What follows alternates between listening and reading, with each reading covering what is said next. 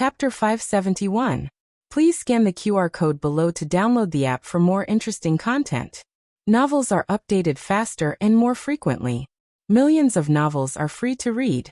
There are all kinds of novels that can't be found online. Gu Jiao looked at Princess Ning's cloak and couldn't help but think that concubine Jing also had a similar cloak. They were indeed mother and daughter. This was a gambling house where crooks mixed in with honest folk. One could see all kinds of people inside. Princess Ning seemed to be very familiar with this place. Soon, she entered a room at the end of the corner on the first floor that was guarded by guards. Gu Jiao tried to enter, but was told that it wasn't a place where ordinary people were allowed to enter, so she had to keep an eye on them from somewhere else. Here.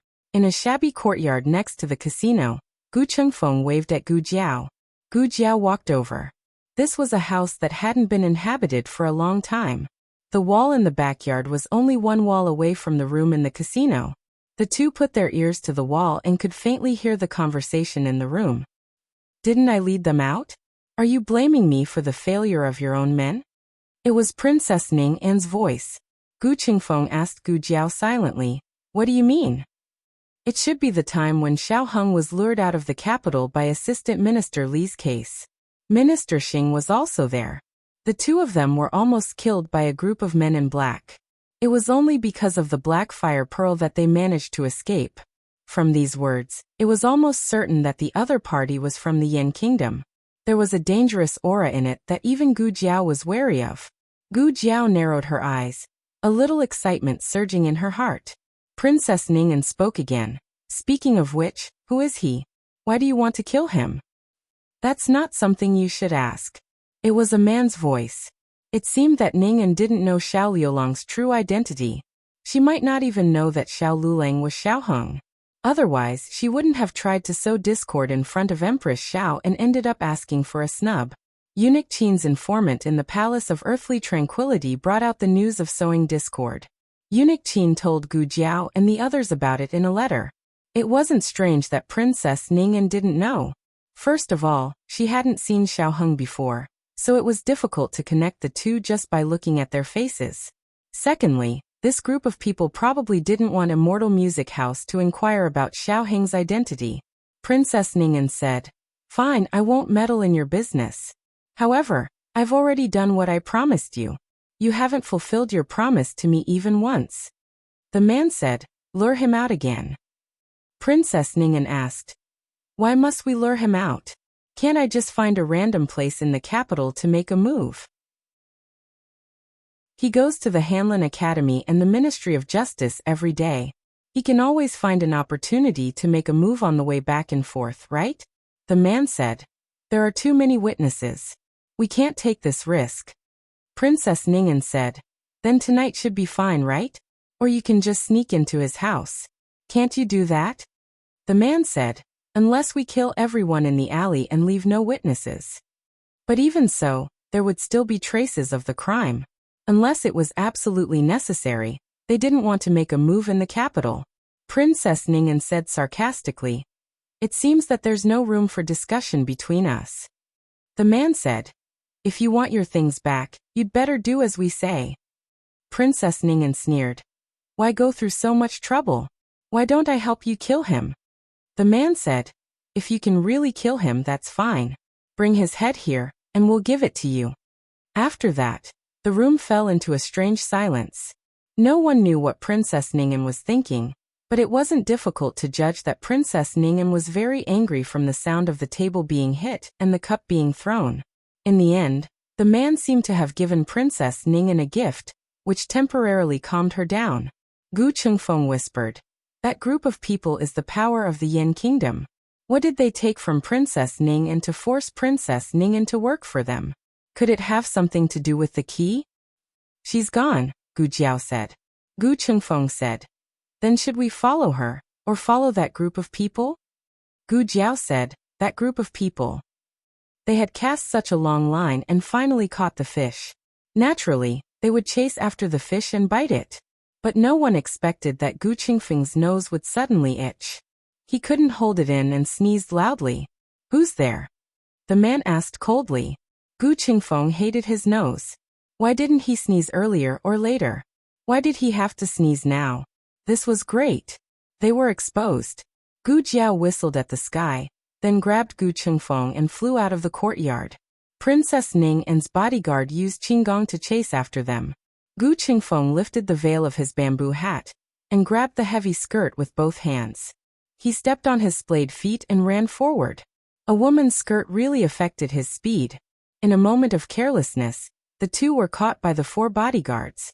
The two sides fiercely exchanged blows. Gu Jiao didn't bring any weapons and fought with her bare hands. She held back 3 bodyguards by herself, but one of them still ran towards Gu Chengfeng. Gu Chengfeng's heavy palace attire really made it impossible for him to run away or fight. The other side slashed down with a cold sword. Gu Chengfeng dodged. I'll dodge. The other side slashed at empty air and swung his sword again. I'll dodge again. The other side slashed a few times but didn't hit and was completely enraged. He suddenly gave up on the sword and changed to a dagger at his waist. With lightning speed, he stabbed towards Gu Chengfeng's heart. This move was too strong and too fast. Gu Chengfeng didn't have time to dodge. With a loud bang, Gu Chengfeng's chest exploded. The guard was completely dumbfounded. What's going on? Did he blow up a woman's thing? Gu Chengfeng wanted to disguise as a man, so her figure had to be similar. Their first choice was steamed buns. However, light steamed buns were too small and big steamed buns were too heavy. In the end, Gu Jiao took out 2 small buns from the small medicine box and let Gu Chengfeng blow on them. They could be as big as he wanted. They were light and didn't fall off easily. Perfect. Gu Chengfeng thought it was quite fun. He asked Gu Jiao if she had any extra. He would give 1 each to his brother and Gu Qinglin, so they could blow on them when they had nothing to do. In the end, Gu Jiao said she didn't have any. There were only these 2 left, and this guy exploded one of them. Gu Chengfeng was enraged. He picked up his pair of large palms and slapped the other party. Gu Jiao took care of the 3 people, but Gu Chengfeng was still slapping them with righteous indignation. Okay, let's go. Don't stop me. I want to beat him. I want to beat him. Gu Jiao grabbed the angry Gu Chengfeng and dragged him out of the alley. When Princess Ning and the man rushed to the alley, Gu Jiao and Gu Chengfeng were long gone. Princess Ning lost 4 bodyguards, but she didn't come out empty-handed. She found a section of golden muslin that had been cut off at the scene. She had seen this type of golden muslin on a person this morning. Before the 4th bodyguard died, he revealed 2 important pieces of information. It exploded. He was wearing women's clothes, but he spoke with a man's voice. Princess Ning measured the footprints on the ground. There were 2 pairs of female footprints. One was a normal size, but the other was bigger than the bodyguard's feet. Ha! Princess Ning laughed softly, her shoulders shaking. Xinyang, oh Xinyang, so you're a fake. After Gu Jiao and Gu Chengfeng got into the carriage, they had the coachman quickly drive the carriage to a crowded area. Gu Chengfeng was still feeling the pain of losing his treasure. Why are we running so fast? Gu Jiao said. They have a master. I can't beat them if you're with me. Gu Chengfeng snorted. What do you mean? Are my martial arts bad? Ha! When you broke into the marshal's residence at night. I wonder who saved you from the Tang army's arrows. Gu Jiao glanced at him. You know it was back then. Gu Chengfeng was speechless. Gu Chengfeng cleared his throat. They can't do anything in the capital, right? Gu Jiao said. They can't do anything easily, but there will always be a time when they have no other choice. Gu Chengfeng sighed regretfully. So we lost them just like that? Gu Jiao smiled and said, I won't. In the clear blue sky, a mighty gerfalcon flapped its wings and flew past. The next day, just after 3 in the morning, Empress Xiao took eunuch Su to the Eastern Palace. Today was the Crown Prince's first day in court. Empress Xiao was worried that her son would miss something, so she came over to explain everything again. Empress Xiao tidied up her son's clothes and said, Your uncle is not in court. If you can't make up your mind, don't agree on the spot. Don't worry, I've already arranged everything. Your uncle's subordinates will help you. The Crown Prince said, I know. Mother, you've told me many times. That's because no one has reminded you. Empress Xiao paused in the middle of her words. Then she changed the topic and said, I'll choose a few concubines for you. When the time is right, you can choose one you like to be your wife. I'll listen to mother's orders. The crown prince whispered. Empress Xiao stroked her son's shoulder. Although he was still upset, he was not as stubborn as his father. The crown prince said, Mother, I'm going to court. Empress Xiao was still worried. Although I don't get along with Princess Xinyang, she's still your aunt. She won't harm you. Listen to what she says. Don't argue with her in court. If someone wants to drive a wedge between you two, you're not allowed to listen. The crown prince muttered. If I bully her, my uncle will beat me when he comes back. My uncle loves my aunt. Empress Xiao rolled her eyes. Humph, your uncle doesn't love her. He's just a man who cares about his face. Eunuch Su hurriedly walked in. Empress. Your Highness. Something happened. Empress Xiao frowned and looked at him. What happened? Eunuch Su couldn't hide his panic. Princess Xinyang and Princess Ning'an quarreled outside the throne room. Empress Xiao was puzzled. What are they quarreling about? Why did Ning'an go to the throne room? Eunuch Su said. Princess Ning'an seemed to have gone to find Princess Xinyang. She said. Empress Xiao asked. What did she say? Eunuch Su braced himself and said. She said. Princess Xinyang is a fake. You said I'm a fake? What evidence do you have? Outside the throne room, Princess Xinyang, who was wearing a bamboo hat and veil, stood on the highest step. She looked down at Princess Ning'an, who was several steps shorter than her. If there's no evidence, then it's just slander. The doctor from the Imperial Censorate said, That's right. How could Princess Xinyang be a fake? Her voice is clearly the same. Princess Ning'an looked at everyone sincerely. I guess that you wouldn't believe me, but I really did see this person pretending to be Princess Xinyang on the street yesterday. I asked the old nannies in the palace. Princess Xinyang is accompanied by a female official called Yujin. No matter where Princess Xinyang goes, Yujin follows her everywhere. Then why is it that on such an important day as the court, Yujin is nowhere to be seen? The doctor from the Imperial Censorate choked. Yujin has been with Princess Xinyang for more than 10 years. Indeed, Yujin follows her every time she enters the palace. Princess Ning'an's gaze fell on the young maid beside Princess Xinyang. This was the same maid from yesterday, but she had already guessed her identity. Princess Ning'an pointed at the young maid and said, This maid is wearing a human skin mask. She's also in disguise. What? Everyone was shocked. Not only was the princess a fake, but even the maid was a fake? For a moment, no one thought of the imperial edict conferring Princess Xinyang the regent of the country. However, if they knew that this master and servant were the Gu siblings in disguise, then the Gu family would not be able to escape the crime of rebellion. The crime of rebellion was punishable by the execution of the entire family. Xiao Lulang was the son-in-law of the Gu family. He would also die under the guillotine. This was what it meant to be given a pillow when one was sleepy. She was just worrying about how to kill Xiao Lulang. Everyone looked at the expressionless young maid. And then at Princess Xinyang, who was wearing a bamboo hat and didn't dare to reveal her true appearance. Princess Xinyang's fingers were slightly clenched. It wasn't hard to see that she was nervous. The young maid gently patted the back of Princess Xinyang's hand and shook her head slightly. This action seemed unintentional, but everyone still caught it. Princess Xinyang took a deep breath and slowly said, Sister Ning'an, I've never done anything wrong to you. Why are you slandering me like this? Princess Ning'an said, I'm not slandering you. I just don't want you to use the identity of Princess Xinyang to swindle others.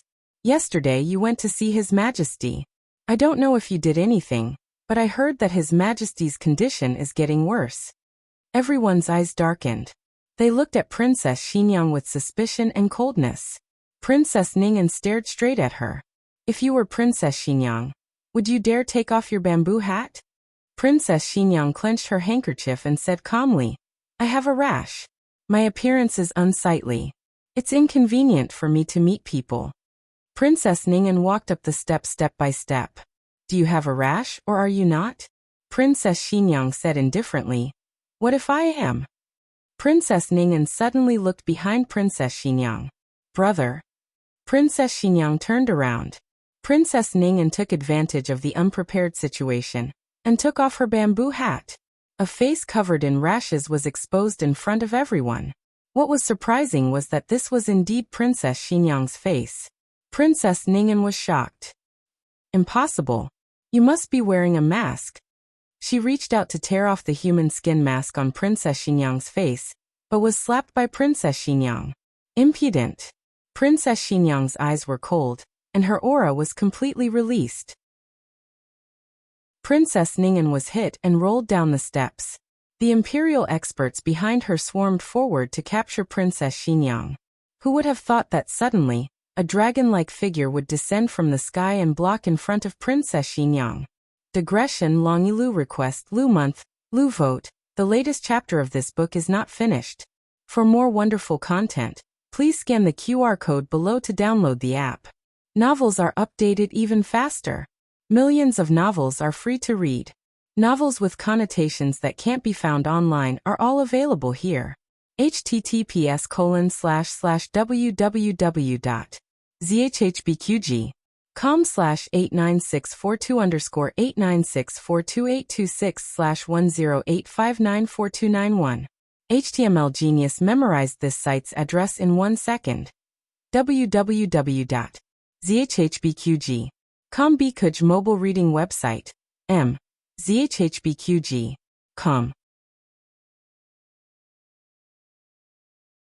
Chapter 572.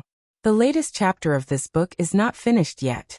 For more exciting content, please scan the QR code below to download the app. Novels are updated even faster. Millions of novels are free to read. Novels that can't be found online are all here. Those imperial experts who were originally rushing towards Princess Xinyang were almost instantly blown away by a terrifying internal force. No one saw how this man who had suddenly appeared made his move. By the time everyone reacted, they had already fallen beside Princess Ning'an. It should be known that they were all experts brought from the frontier fortress. Although they weren't as powerful as the dragon shadow guards, they were definitely not ordinary people. Unexpectedly, they were so easily defeated by the other party. Princess Ning'an was so shocked that she couldn't speak. In a flash, she recognized the dragon shadow guard mask on the other party's face. But this was very strange, wasn't it? She had seen all 4 of the Emperor's dragon shadow guards, but none of them were so tall and swift. Moreover, one of the 4 dragon shadow guards was already dead, and the other 3 were still healing. It was impossible for them to move. So where did this dragon shadow guard come from? Not many ministers of the imperial court had actually seen the dragon shadow guard. For a moment, no one recognized the rumored dragon shadow guard, and only thought that he was a shadow guard at Princess Xinyang's side. The ministers didn't know much about the martial strength of experts, but seeing him easily defeat 4, they couldn't help but feel that he was very powerful. So powerful, is he a shadow guard given by Marquis Xianping? Should be. The ministers began to whisper among themselves.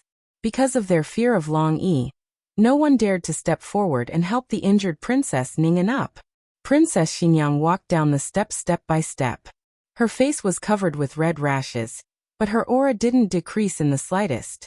Princess Xinyang stopped at a step in front of Princess Ning'an and looked down at her. You say I'm fake? Open your eyes wide and see, am I fake?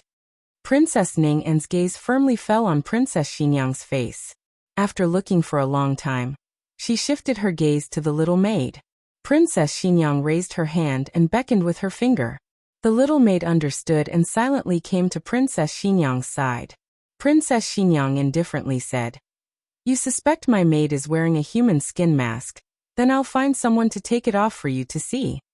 Finished speaking, she looked at a nearby eunuch. You come here.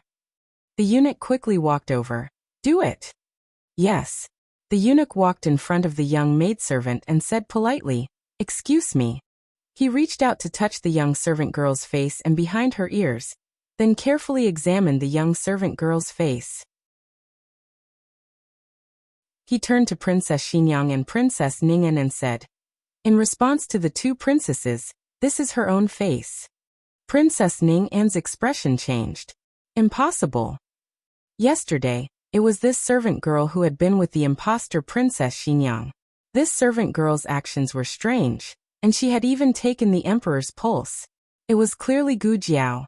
Princess Xinyang ordered. Go over yourself and show Princess Ning'an your face. Yes. The servant girl called you, or walked up to Princess Ning'an, squatted down, and put her face close to Princess Ning'an. Princess Ning'an raised her hand and touched her face. It was indeed his face. Her eyes widened in disbelief. Princess Xinyang coldly asked, Ning'an, why did you do this? Princess Ning'an looked at the officials with complicated expressions and explained. It's because someone saw Princess Xinyang and this servant girl causing trouble on the street, and exposed the fact that she wasn't Princess Xinyang, so I... Princess Xinyang coldly snorted. That's why you didn't go to the Palace of Earthly Tranquility to report to the Empress or the Eastern Palace to report to the Crown Prince, and you didn't even go to my residence to ask my retainers for confirmation. You just brought me to justice in public like this. Have you gone crazy from wanting to gain merit? Or are you deliberately trying to stop me from regenting the country? Princess Ning'an gritted her teeth and avoided the sharp words, trying to focus on the main point. If I wasn't sure you were fake, would I have come to expose you? You're the one who set me up. Princess Xinyang wasn't afraid at all. Even if I set you up, you have to be willing to fall into it. You're overstepping your authority. The Empress and the Crown Prince are both here. So when did you have the right to come to the throne room to expose the fake princess? That was because Empress Xiao was protecting Xiao Lulang. If she knew that one of the impostors was Xiao Liulang's wife, Gu Jiao, she might have suppressed this matter. But if it was brought to the throne room, there would be no turning back. What happened? Empress Xiao and the Crown Prince arrived, and the one who asked was Empress Xiao. Princess Xinyang told the Empress what had just happened. The Empress saw my face yesterday and knows how serious it was. If it wasn't for my face recovering quickly, I'm afraid no one would recognize me today. She might say, if you're innocent, won't the truth be revealed after a few days when your rash subsides? The problem is, while I'm in prison waiting for the rash to subside, won't I be plotted against? These words were too perfect. Even Empress Xiao felt that this method of framing someone was feasible. If Princess Ning'an's goal was to kill Xinyang in prison, then her actions in the throne room today could be explained. Princess Ning'an was very angry. She didn't think that a person could make up such a flawless lie. But aren't you forgetting something? I have no reason to harm you. She indeed had no reason to frame Xinyang. Now she wanted to see how Xinyang would make up another story. Princess Xinyang's lips curled mockingly. Do you really think that His Majesty didn't tell me anything? Princess Ning'an's brows furrowed. She didn't understand what Princess Xinyang was saying, but she instinctively felt that something was wrong. Princess Xinyang said, There are some things that His Majesty didn't say because he wanted to save your face, and I didn't plan to expose it. But if you won't cry until you see the coffin, then don't blame me for announcing your and your mother's crimes to the world. Princess Ning'an's temples suddenly throbbed. She knew what Princess Xinyang wanted to say, but her reaction was too late. It was too late to shut Princess Xinyang's mouth. Princess Xinyang angrily looked at Princess Ning'an. When my son was 5 years old, he was poisoned near Rinshou Palace. The culprit behind the scenes was your mother, Jing Shirtai. Not only did she poison my son to frame the Empress Dowager, she also drugged His Majesty and sowed discord between His Majesty and the Empress Dowager. She even found people to assassinate His Majesty and kidnap the Empress Dowager. Her crimes, one after another, are too numerous to list. Such a vicious and sinister person should be destroyed by the heavens and earth. It's funny that you actually think that we colluded to force her to death. Princess Ning'an. You. Princess Xinyang coldly said. What about me? What did I say wrong? Or is there nothing wrong? You're so guilty that you can only glare at me? Princess Ning'an couldn't say a word for a long time. It was also at this moment that she truly realized that she had been crushed. Whether it was the truth or a lie, she had been completely crushed by Xinyang. Nonsense. I didn't. Sister-in-law. Believe me. Princess Ning'an couldn't outtalk Princess Xinyang, so she could only turn her head and place her hopes on Empress Xiao. Empress Xiao and Princess Xinyang had always been at odds. If you asked Empress Xiao which princess she hated the most, it would be none other than Xinyang. However, most people only saw Empress Xiao throwing a tantrum at Princess Xinyang, but they didn't know that it was all trivial matters. If Empress Xiao really wanted to scheme against someone, she wouldn't show her emotions on her face. Empress Xiao sternly said, "I will investigate this matter thoroughly. Men, take Princess Ning'an away. Without my orders, she is not allowed to leave Iridescent Cloud's hall." This meant that she was going to put Princess Ning'an under house arrest. Yes. Eunuch Su complied and called for 2 capable eunuchs to drag the bruised and battered Princess Ning'an away. "Go to court," Empress Xiao said to Princess Xinyang. Princess Xinyang nodded and reminded, "Don't let her get close to His Majesty again." Empress Xiao was stunned. Princess Xinyang didn't say anything else. She put on the bamboo hat handed to her by the servant girl, and turned to walk towards the throne room. Everyone, including Empress Xiao, was stunned for a long time. Concubine Jing really did those things, cough.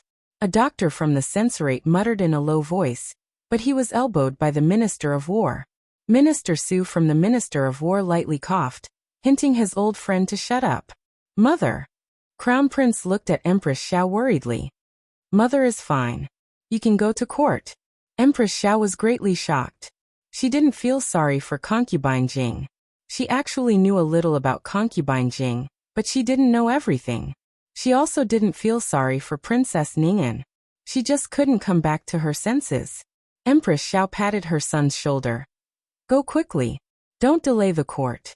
Mother still has other things to do." Crown Prince. "Oh." Empress Xiao closed her eyes. Although she was very unwilling, she still warned. Listen to your Aunt Xinyang. He doesn't dare to disobey. Long Yi beat him." Princess Xinyang didn't look back. Long Yi heard. "Ha ha ha ha ha, beat him." Long Yi flashed in front of Crown Prince. Crown Prince's hair stood on end. Hey, why do I have to be beaten when I'm obedient? Digression. I just took a look. It's only 5 votes away from 1,000. Let's break it, the latest chapter of this book isn't finished yet. For more wonderful content, please scan the QR code below to download the app. Novels are updated even faster. Millions of novels are free to read. Novels with connotations that can't be found on the internet are all available here. https://www.zhhbqg.com/89642_8964286/1085726770. HTML Genius will remember this site's address in a second.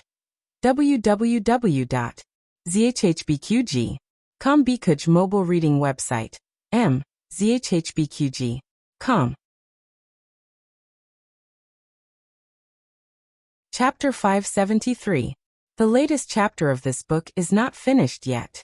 For more exciting content, please scan the QR code below to download the app. Novels are updated even faster. Millions of novels are free to read.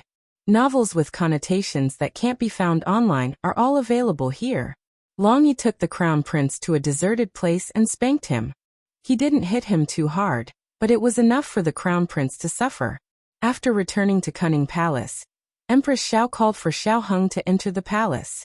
It was inconvenient for Xiao Heng to enter Cunning Palace as a male, so Empress Xiao met him in the side hall of Pure Flowers Palace. Ever since she came from the throne room, Empress Xiao's mind was filled with doubts. From the moment Xiao Heng received the summons, he knew that there was no way to hide the truth. Some things would come back sooner or later. Moreover, at this point, there was no need to hide anything from Empress Xiao. Xiao Heng first told her everything about old concubine Jing. There were some things that Princess Xinyang didn't mention, such as the fact that she was ordered to die by the emperor. Empress Xiao had been waiting for Xiao Heng for a while, so when she heard that the emperor had ordered the death of her most beloved and respected old concubine Jing, there weren't many ripples in her heart. She just sighed. Everyone said that the imperial family was heartless, but Empress Xiao knew that the emperor was a very sentimental person. The crown prince had perfectly inherited his sentiments, so he was deeply in love with Wen Linlang. Then what about Princess Ning'an? What's the matter with her? Compared to old concubine Jing, who had been dealt with long ago, Empress Xiao cared more about the living princess in front of her. Ning'an. Did she really want to harm Xinyang? Xiao Heng shook his head. That's not it. Princess Ning'an came back for revenge, but the target of her revenge wasn't Princess Xinyang. His Majesty, Grandaunt, Gu Jiao, and the Gu family were her ultimate targets of revenge. In Ning'an's opinion, His Majesty and Empress Dowager killed old concubine Jing, and Gu Jiao and Gu Chongqing killed the emperor's son-in-law. Empress Xiao frowned. What does it have to do with the girl of the Gu family? She could understand the other three, but wasn't her husband killed by Gu Chongqing? Xiao Heng said. At the frontier fortress, the remnants of the previous dynasty found plague patients and tried to use them to poison the Gu army. Jiao Jiao was treating a patient, and unfortunately got infected. The Jiao Jiao didn't know about it, and fainted during an operation. After that he was captured by the prince consort. The prince consort is also infected. Jiao Jiao didn't give him any medicine. Empress Xiao said angrily. Of course I can't give this bastard medicine. So she blamed this on the Gu family's girl? But weren't they the ones who caused the plague? Being infected could only be said to be a consequence of one's own actions. What does this have to do with the Gu family's girl? Xiao Heng said calmly. Some people are unreasonable. If they are reasonable, they won't become that kind of person. Empress Xiao sighed. You're right. So it seems that she didn't really give up the prince consort because she had no other choice. Xiao Heng continued. I heard from Jiao Jiao that her relationship with the prince consort had been strained since before the prince consort was diagnosed with the plague. Now that I think about it, she might have thought about every step of the way from the beginning. Even the prince consort couldn't understand her thoughts, and only thought that she was really estranged from him. This person's thoughts are too deep. Why didn't I find out that she was so scheming before? Empress Xiao frowned. The bright smile of the girl Ning'an flashed in her mind. For a moment, she couldn't believe it. Next, Xiao Heng told Empress Xiao about the case of Xianlu House, as well as how Princess Ning'an killed Lu Ping, persecuted the emperor, and bribed Assistant Minister Li to slander Minister Xing and Empress Dowager Zhuang. Of course, there was also the matter of Princess Ning'an forging 2 imperial edicts. Empress Xiao was so angry that her face turned green. Outrageous. Preposterous. She was so angry that her teeth itched. After a while, she suppressed her anger and asked Xiao Heng, Is the Empress Dowager all right? Xiao Heng said, She's fine. The Empress Dowager is living in by Shui Alley. She's very safe. That's good. Empress Xiao was secretly relieved. You have to be careful. Xiao Heng nodded. We will. Empress Xiao looked at him again with a complicated expression. Speaking of which, you guys are too bold.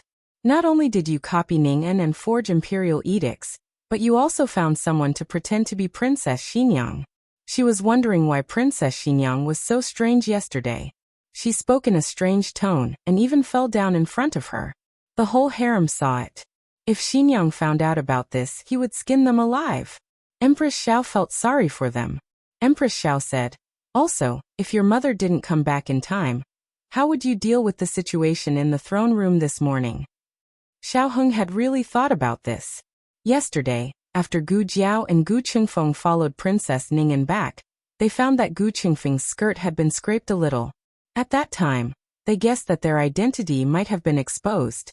Princess Ning'an would definitely expose them as soon as possible. And the best time to do so would be the first court appearance of Princess Xinyang. Just as they were thinking about countermeasures, Princess Xinyang returned. She came back quietly without alerting anyone. It was worth mentioning that Gu Jiao's identity was not fabricated. There was a servant girl named Yu in the house on Vermilion Bird Avenue. The human skin mask Gu Jiao wore was made according to her face. She was a Hanlin official who had passed 2 imperial exams. She still had this degree of rigor. Princess Ning'an's act in front of the court officials today could be considered a complete failure. Princess Xinyang was not someone to be trifled with. Just because she didn't scheme didn't mean she didn't know how. She just disdained it. Empress Xiao lamented that these guys were really newborn calves who were not afraid of tigers. They had committed all the capital crimes and even killed their master with their fists. She didn't know if they were lucky or Ning'an was unlucky. Empress Xiao didn't know whether to laugh or cry. What do you plan to do next? Xiaoheng said. There's still another force in the dark. Next, we'll wipe them out in one fell swoop. Empress Xiao pondered for a moment and asked, where did that force come from? Xiaoheng paused. The Yin Kingdom. Empress Xiao sucked in a cold breath. Xiaoheng had confessed everything he could. The only thing he didn't mention was his identity. It wasn't that he didn't dare to tell Empress Xiao. Whether or not he was Princess Xinyang's son, he was still Marquis Xuanping's son. Empress Xiao was still his aunt. He just didn't know how to say it. At first, he didn't want to mention his identity to the people around him because it was hard for him to say it. But now he was afraid. He was afraid that one day, he would leave Princess Xinyang's side and search for the truth that he shouldn't search for. He only had one mother, Princess Xinyang. Jade Water Alley. Gu Jiao sat listlessly in the central room, peeling corn. Last night, Longyi had pulled her charcoal pencil all night. Now she was sleepy and tired. Her little head kept pecking at the rice. Gu Qingfeng walked over and sat down in front of her.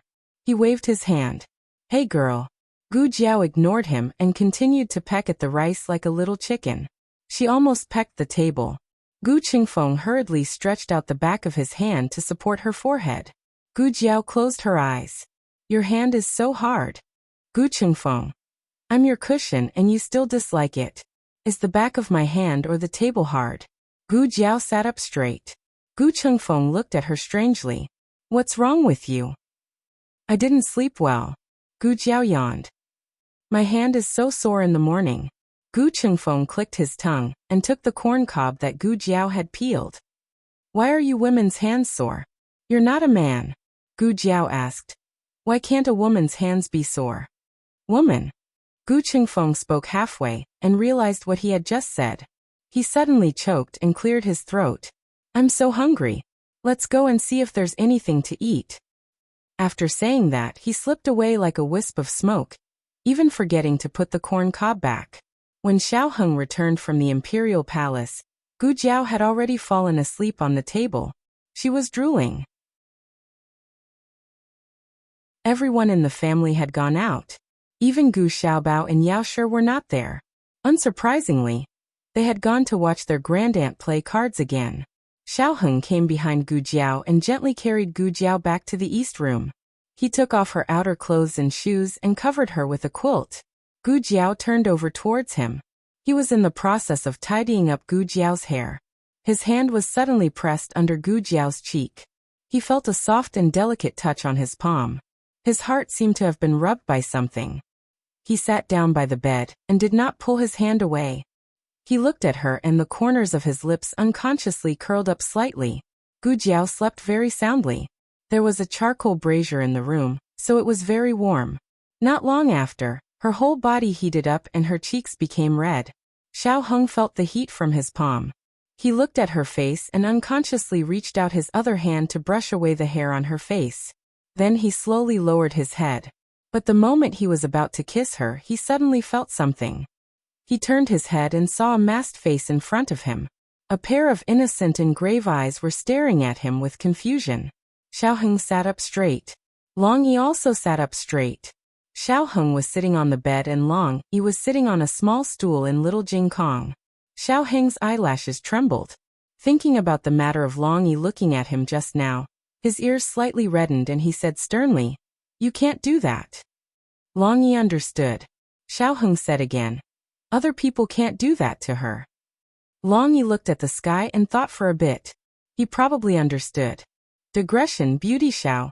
You can't look for Jiao Jiao again in the future. Long Yi heard. Lu. Look for Jiao Jiao to look for Jiao Jiao. The latest chapter of this book is not finished yet. For more wonderful content, please scan the QR code below to download the app. Novels are updated even faster. Millions of novels are free to read. Novels with connotations that can't be found on the internet are all available here. https://www.zhbqg.com/89642_896428226/10857095. HTML Genius remembered this site's address in a second.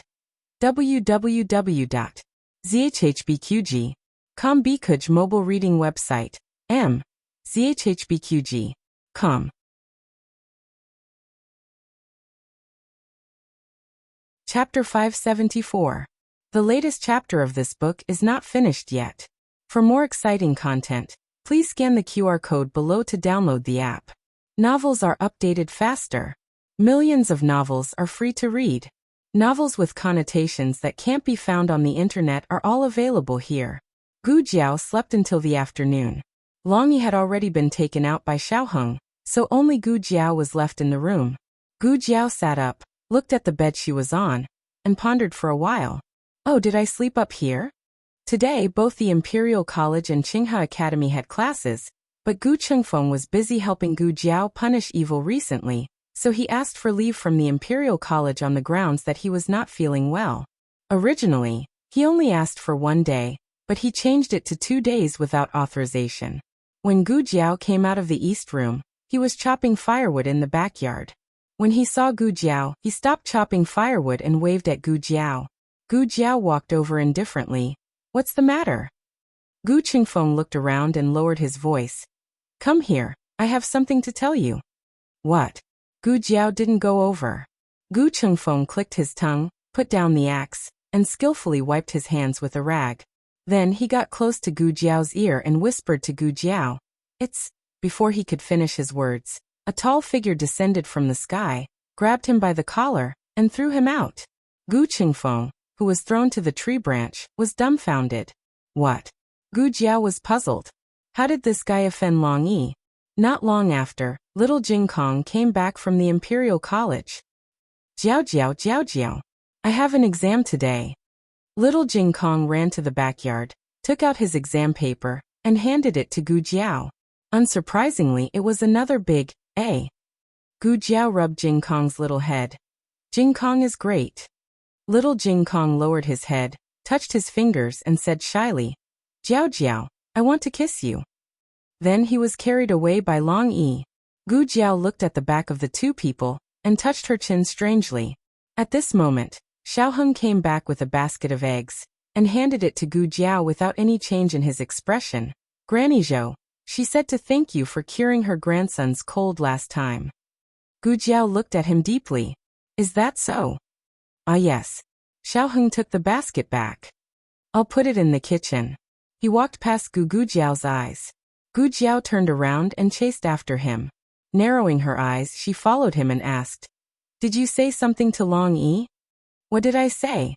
Xiaoheng calmly put the basket on the stove, opened the small jar of eggs, and put the eggs one by one. Gu Jiao asked, Why didn't Long Yi let people come close to me? Xiaoheng put the eggs with his back facing Gu Jiao, and his lips unconsciously curled. He turned his head, and his face became expressionless again. Did he? Yes. Gu Jiao nodded her head. Xiaoheng said with a straight face, Maybe Long Yi was playing with them. Gu Jiao thought for a while. Oh. After Xiaoheng finished putting the last egg, he turned his head to look at Gu Jiao. Gu Jiao was leaning against the stove, thinking about something. The setting sun slanted through the door, fell on her perfect face, and shone on her long eyelashes. Xiaoheng's eyes moved. That, N.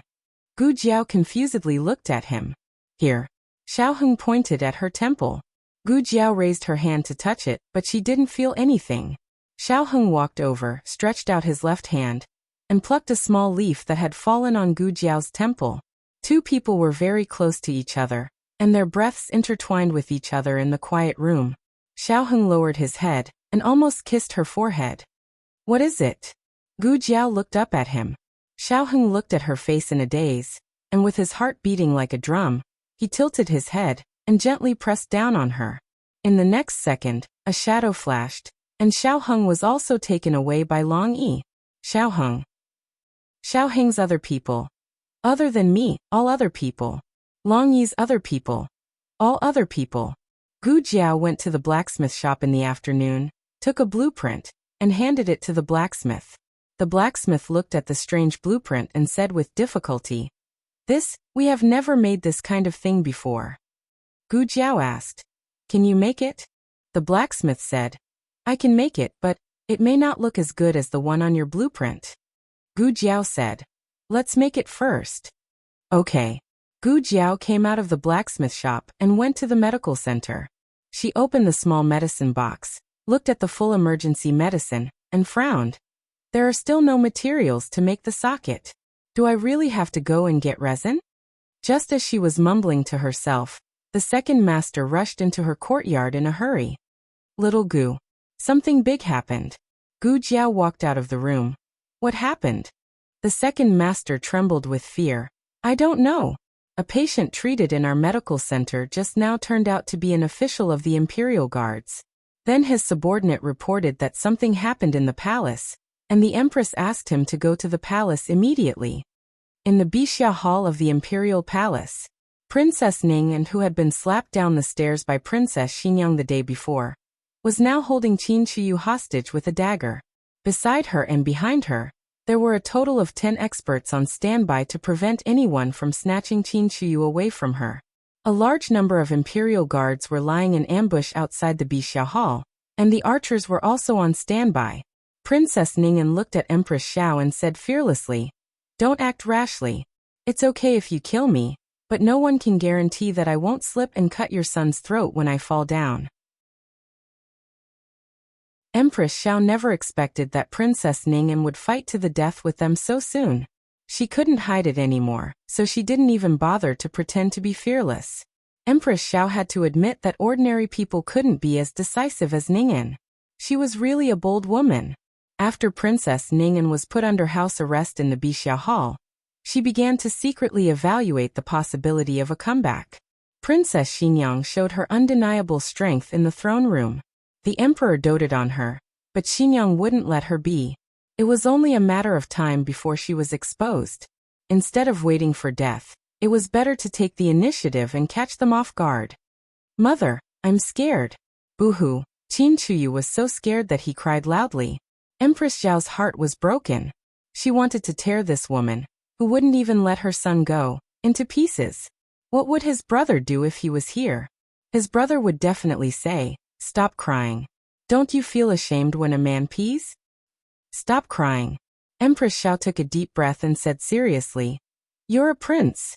Hold back your tears." Qin Shiyu was stunned at first, and then he cried even harder. "I can't hold it back. Boo-hoo." Empress Xiao was angry and heartbroken. She held back her emotions and looked coldly at Princess Ning'an. "What do you want?" Princess Ning'an said coldly, "Get the carriage ready and send us out of the city. Don't let anyone follow us, or I'll die with your son." Eunuch Su looked at Empress Xiao worriedly. Empress Xiao clenched her fists. "Get the carriage ready." Princess Ning'an said lightly, "Lianer, take Xianer out." Lianer was stunned by this scene. She looked at Princess Ning'an with red eyes as if it was the first day she met her. Princess Ning'an said angrily, "What are you waiting for? Hurry up and go." Lianer's body shook, and a bean-sized tear fell down. Yes, yes." She went back to the room in a daze and came to the bed, choking with sobs. Young master," she called several times, but Huang Fuxian didn't respond. She reached out and touched Huang Fuxian's forehead, and her expression changed. "Princess, young master is sick. His head is burning. Hurry up and get the imperial doctor for him." Empress Xiao comforted her. "Ning'an, calm down. The child's health is more important. I'll get the imperial doctor for you first. Let Xianer treat him." "No need." Princess Ning'an looked coldly at a master beside her. "Go and help." The master entered and quickly wrapped Huang Fuxian in a blanket and carried him to the wheelchair. The pale-faced Huang Fuxian was pushed out. Carriage. Princess Ning'an's dagger was pressed against Qin Shiyu's neck. "Ah!" Qin Shiyu screamed and cried. Empress Zhao's heart trembled. She gritted her teeth and said, "Su Qian, prepare a carriage for Princess Ning'an, the kind that Xianer can sit on." Eunuch Su went to prepare a special carriage. The master carried Huang Fuxian and the wheelchair onto the carriage. Princess Ning'an also got onto the carriage with Qin Shiyu. "Lianer, come up," she said. Lianer sat on the carriage with tears in her eyes. Ning'an lifted the curtain and said to Empress Xiao, "Don't let anyone follow. I'll cut off one of his fingers every time I see him." The seventh prince was kidnapped? Which city gate did he go out from? Xiao Heng asked Eunuch Qin, who came to report. Eunuch Qin said, according to the city guards, he went out from the West City Gate. The West City Gate. Xiao Heng got up and searched. Gu Jiao tacitly gave him a map. Xiao Heng nodded. Thank you. He spread out the map and pointed at the official road outside the West City Gate. Greenback Path, Greenback Mountain, Phoenix Pavilion. Their horses should be tired when they reach Phoenix Pavilion. There's a relay station near Phoenix Pavilion. If they want to change horses, they might stop here. Gu Jiao asked. What if they don't change horses? Xiao Heng frowned. If they don't change horses, it will be troublesome. It wasn't difficult to deal with Ning'an. However, she was a crazy woman. If she was forced into a corner, she would really hurt Qin Shiyu. Besides, Huang Fuxian was injured. If they really fought, it would be difficult to guarantee the safety of the two children. It was very dangerous to fight on the road. If they stopped, it would be easier to find flaws. The moon was dark and the wind was strong. A carriage was crazily galloping on the official road outside the West City Gate. There were 9 experts riding fast horses in front and behind the carriage. The expert driving the carriage said, Princess, we've entered Greenback Mountain. 5 miles ahead is Phoenix Pavilion Relay Station. That's the only relay station in this area. The horses can't run anymore. Should we go to the relay station and change horses? Qin Shiyu had cried himself to sleep and was held in Lianer's arms. Princess Ning'an said, no change horses. Keep going. Someone is waiting for us in front. This meant that they wouldn't stop even if the horses died. Yes. The expert driving the carriage responded. Cough, cough, cough. Huang Fuxian coughed and slowly opened his eyes. My stomach hurts. I want to go to the toilet. Endure it for a while. I can't endure it. I'll vomit. Huang Fuxian said and suddenly spat out something. Princess Ning'an frowned and looked at the filth on the ground with disgust. She said impatiently, go to the relay station.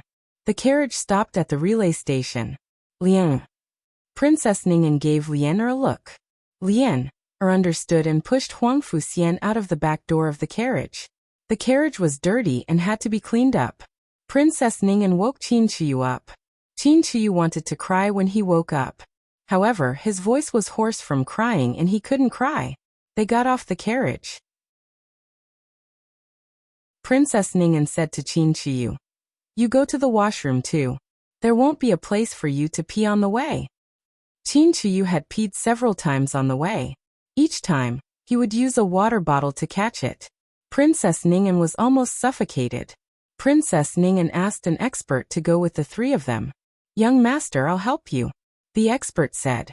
The washroom outside didn't have any special facilities. Huang Fuxian couldn't use the toilet by himself. Okay. Huang Fuxian didn't refuse. The expert carried Huang Fuxian into the washroom. Lianer and Qin Shiyu stood guard in the cold wind. It was unknown whether it was because of the cold or because of fear. Soon, Huang Fuxian's fierce voice came from the washroom. Don't touch me. Don't touch me again. I'll kill you. The experts nearby all shook their heads. Their young master's temperament was so unpredictable. What everyone didn't know was that the fierce shout covered the sound of a heavy object falling to the ground and a painful groan. The expert had already collapsed in the washroom. Huang Fuxian lay on top of him, his face covered in blood. Lianer, come in. He said calmly. Hey. Lianer brought Qin Shiyu in. Seeing the scene inside, Lianer's eyes widened. Qin Shiyu was dumbfounded and screamed. Ah! Fortunately, his throat was already hoarse, so he couldn't make a sound. Young master, what's wrong? Lianer quickly squatted down and looked worriedly at Huang Fuxian, whose face and hands were covered in blood. Huang Fuxian grabbed Lianer's hand tightly and said weakly, Lianer, take him away. Lianer shook her head in fear. I can't take him away. I don't know the way. I can't outrun them. I can't. Huang Fuxian tried to hold back the dizziness in his head. You can do it, Lianer. The people from the palace will be here soon. If you run east, the people from the imperial court will chase after you and you don't want to be discovered. You'll take that path. I'll tell them that you killed this person and that you took Qin Shiyu west. They'll chase after you. So, you have to be quick. What about you, young master? I'm her son. I'll be fine. Hurry up. It'll be too late. Lianer's tears fell. She gritted her teeth and carried Huang Fuxian on her back. We'll leave together. Huang Fuxian closed his eyes. Leave together? We can't leave. Qin Chuyu ran out with a whoosh. Lianer was horrified. She was about to chase after Qin Chuyu when she saw him push the wheelchair in.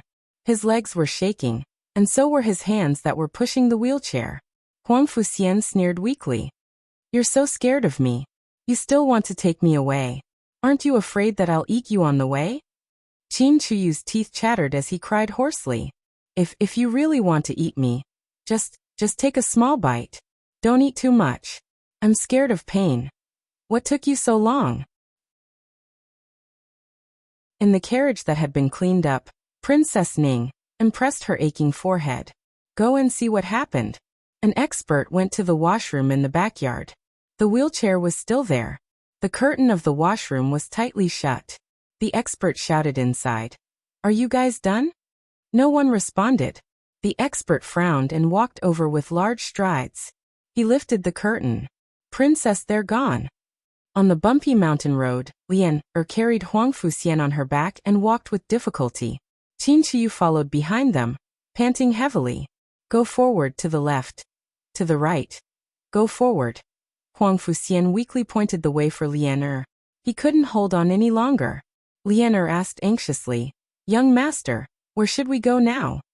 Go east, young master. Young master. There. Princess Ning, Anne's experts caught up. Let's go. Lianer carried Qin Chuyu and randomly chose a mountain road. She ran forward with all her strength. But how could they be a match for those people? When they passed by a wooden bridge, those people used qinggong to block their way. The way they came was also blocked by a few people. The river under the wooden bridge was turbulent. If they accidentally fell, they would be instantly swept away by the river. An expert shouted sternly, Lianer, how dare you kidnap the young master? Lianer looked at the experts on both sides in horror and pretended to be calm. Don't come over. Otherwise I'll jump down with the young master. How dare you? The expert raised his saber and rushed over to Lianer. Lianer was so scared that she didn't dare to move. At the critical moment, a figure so fast that only an afterimage was left in the night. It suddenly appeared behind the expert and kicked him down. He fell into the water and was swept away by the rapid waves without even struggling. These 8 experts were left to Long Yi. Gu Jiao walked towards Lianer and the other 2 people in the middle of the wooden bridge. Lianer's eyes became hot. Dr. Gu. She carried Huang Fuxian on her back and ran towards Gu Jiao with Qin Chuyu, who knew that there was ice in the gully of the wooden bridge. She accidentally stepped on it and slipped. Her whole body fell out. Gu Jiao reached out to grab her, but she only caught her.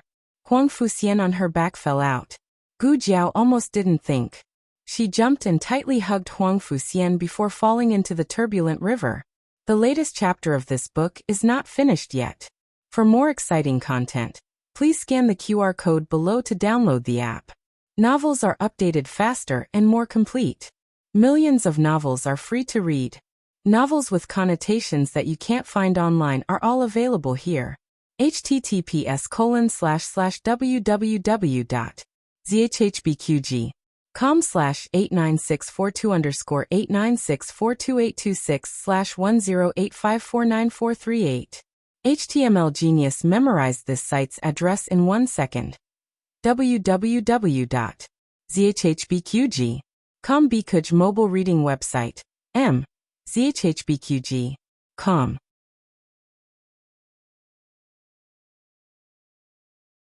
Chapter 575. The latest chapter of this book is not finished yet.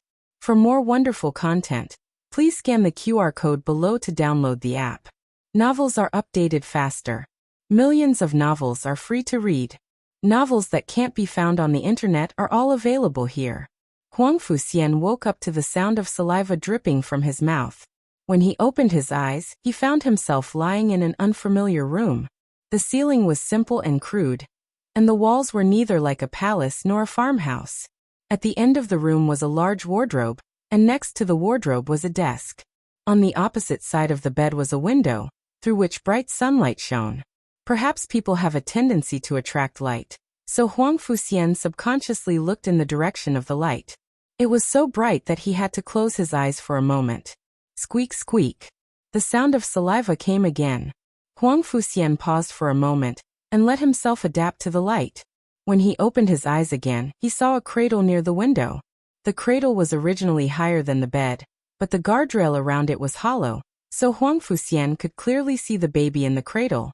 He was eating his fingers. The squeak squeak sound came from his mouth. In a strange environment, in a quiet room, because of this little life that didn't cry or make noise, there was a different kind of intimacy and vitality. Suddenly, a young figure stepped in. He looked at Huang Fuxian on the bed, who turned his head to look at the cradle. Then he followed Huang Fuxian's gaze and looked at Gu Xiaobao in the cradle. He smiled and walked over to pinch Gu Xiaobao's face. Xiaobao woke up? Gu Xiaobao gave him a small look, then continued to eat his fingers. Why are you so obedient? You don't cry when there's no one around, he said with a smile, then turned to look at Huang Fuxian. His expression was a bit more serious. You're awake too? Huang Fuxian's gaze fell on his face. Song Dafu. Song Dafu was surprised. You know me?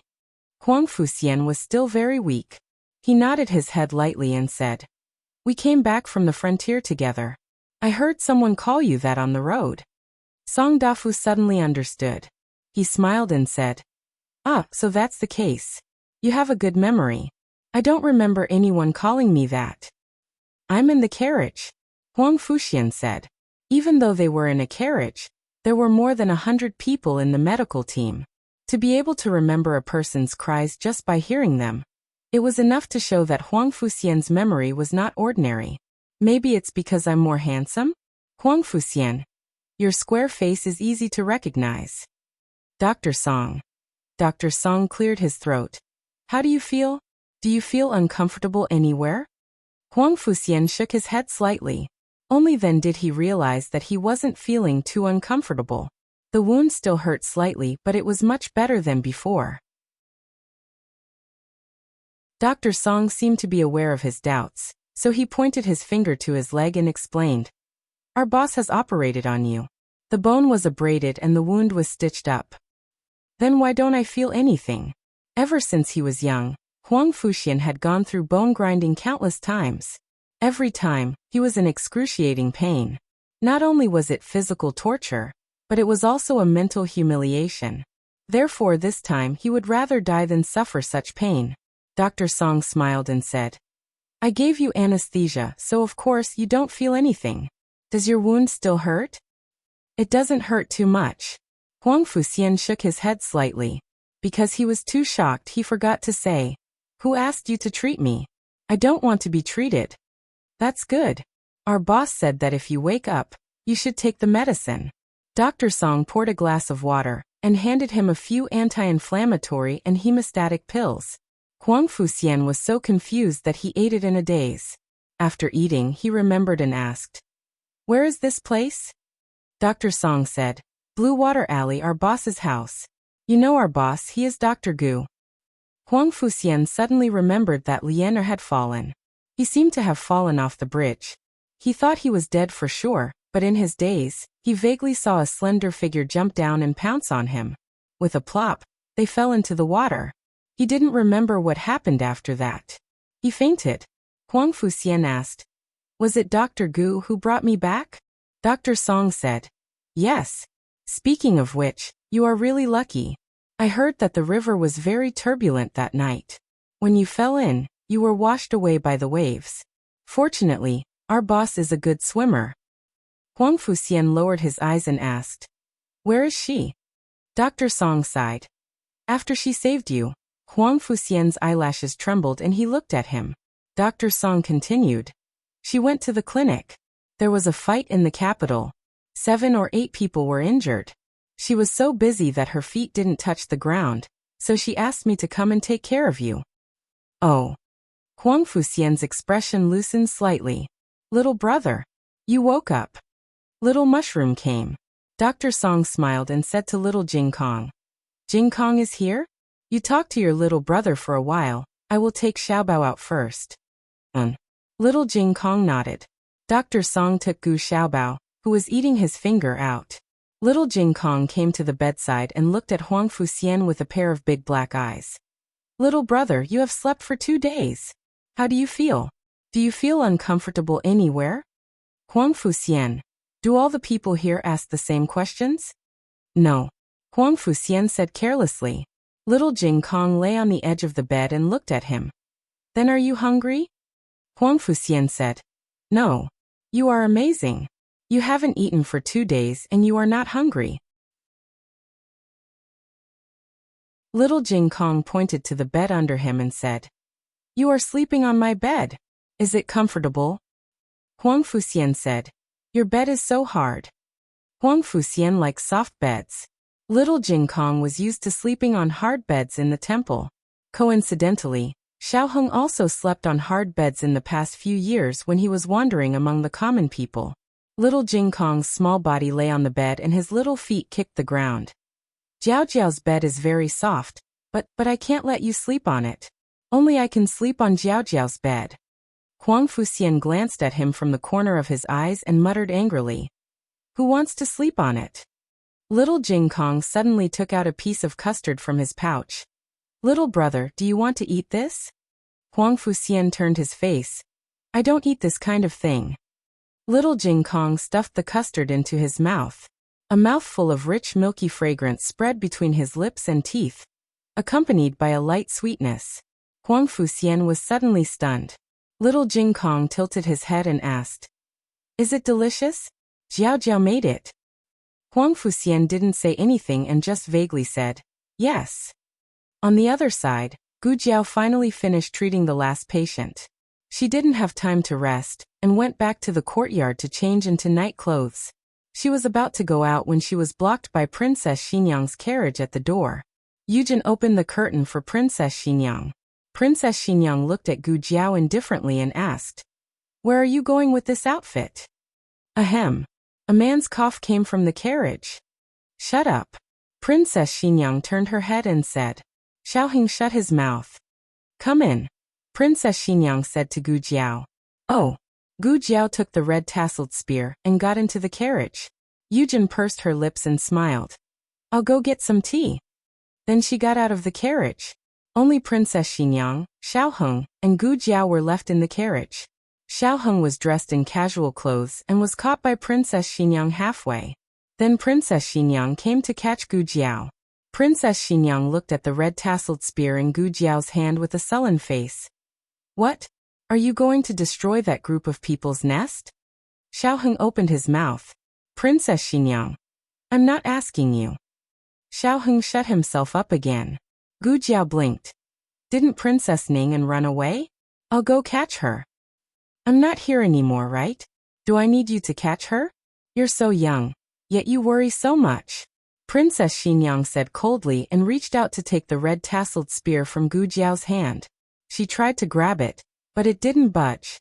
She looked embarrassed. I'll do it.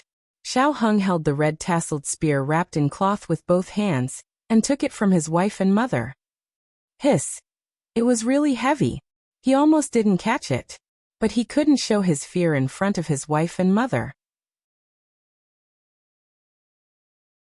Xiaoheng's expression didn't change as he slowly placed the red-tasseled spear on his lap. Is it heavy? Princess Xinyang chuckled. Xiaoheng nonchalantly said. It's not heavy at all. This carriage is too small. Otherwise, I could show you a few moves. Princess Xinyang snorted coldly and said. I let her go on purpose that night. I know who I let go. I can't help much in the war, but I'm more than enough to deal with a few remnants. You just wait at home. Gu Jiao said. The people of Yen seem to have a way to deal with the dragon shadow guards. Princess Xinyang grunted. I know, don't worry. Xiaoheng didn't move. Since he didn't move, Gu Jiao also didn't move. Princess Xinyang said to Xiaoheng. What are you standing there for? Why aren't you getting off? Xiaoheng smiled. I just want to spend more time with you. Princess Xinyang said to Gu Jiao. He can't carry it anymore. Xiaoheng. How could she expose her son like this? Gu Jiao curved her lips and got off the carriage with the red-tasseled spear. After Princess Xinyang left, Gu Jiao asked Xiaoheng, I really don't need to go? Xiaoheng shook his head. No, she has 4 dragon shadow guards in addition to Long Yi. That's enough to catch Ning, and Princess Xinyang didn't let Ningen go, because she wanted to know the whereabouts of the people of Yen. Little Nine had already tracked them down. Princess Xinyang wanted to know what other cards Ningen had. Princess Xinyang sent 2 dragon shadow guards and a secret guard from the princess mansion to keep an eye on Ning and was very vigilant. She circled around the mountain forest for a day and a night before entering a seemingly unremarkable cave.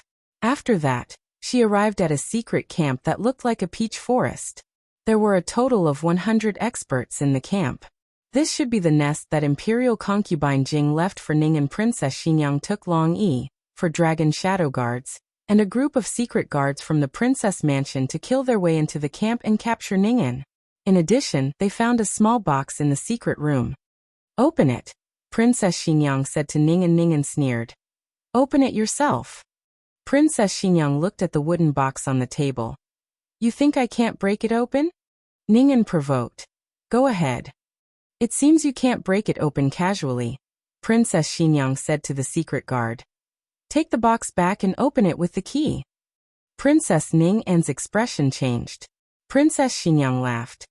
Your key has been remade. Are you surprised? Princess Ningen's eyes were full of surprise. You, Princess Xinyang said.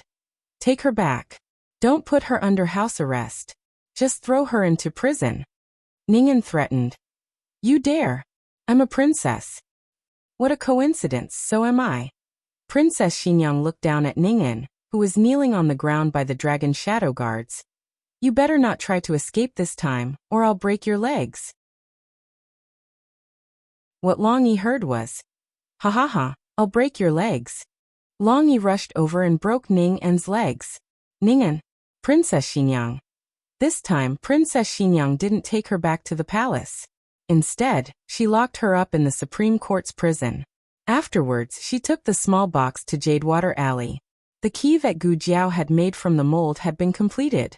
It could really open the box. After opening it, they found that this seemingly simple wooden box actually had a very complicated mechanism. If they forcefully broke it open or pried it open, the mechanism would destroy the contents of the box. Let's see what Imperial concubine Jing left for Ningen, Gu Jiao said. Okay. Xiaoheng took out the contents of the box. There were several account books, which recorded Imperial concubine Jing's dealings with some of the court officials over the years. These officials are the contacts Imperial concubine Jing left for Ning, and Princess Xinyang paused, then continued. These account books are very important. With them, we can threaten those officials. Xiaoheng flipped down and said, There's also a treasure map. Gu Jiao made a sound of surprise. There's really a treasure map? Xiaoheng looked at Gu Jiao in amusement. It's a lie. It's banknotes. Roughly calculating, there's a few 100,000 taels. Gu Jiao's eyes lit up. Princess Xinyang took in all of Gu Jiao's little eyes and helplessly rubbed her forehead. Minister Xing and the others can overturn the verdict. Xiaoheng nodded. That's right. We've already gotten what we wanted. There's no need to worry about anything else. Princess Xinyang stood up. It's time for Ningen's crimes to be announced to the world. Princess. Yujin came to the door and reported. His Majesty is awake. The latest chapter of this book isn't finished yet. For more exciting content, please scan the QR code below to download the app. Novels are updated at a faster rate. Millions of novels are free to read. Novels with connotations that can't be found online are all available here. https://www.zhbqg.com/89642_896428226/1085285002. HTML Genius memorized this website's address in 1 second. www.zhbqg.com Biku Pavilion's mobile reading website. zhbqg.com.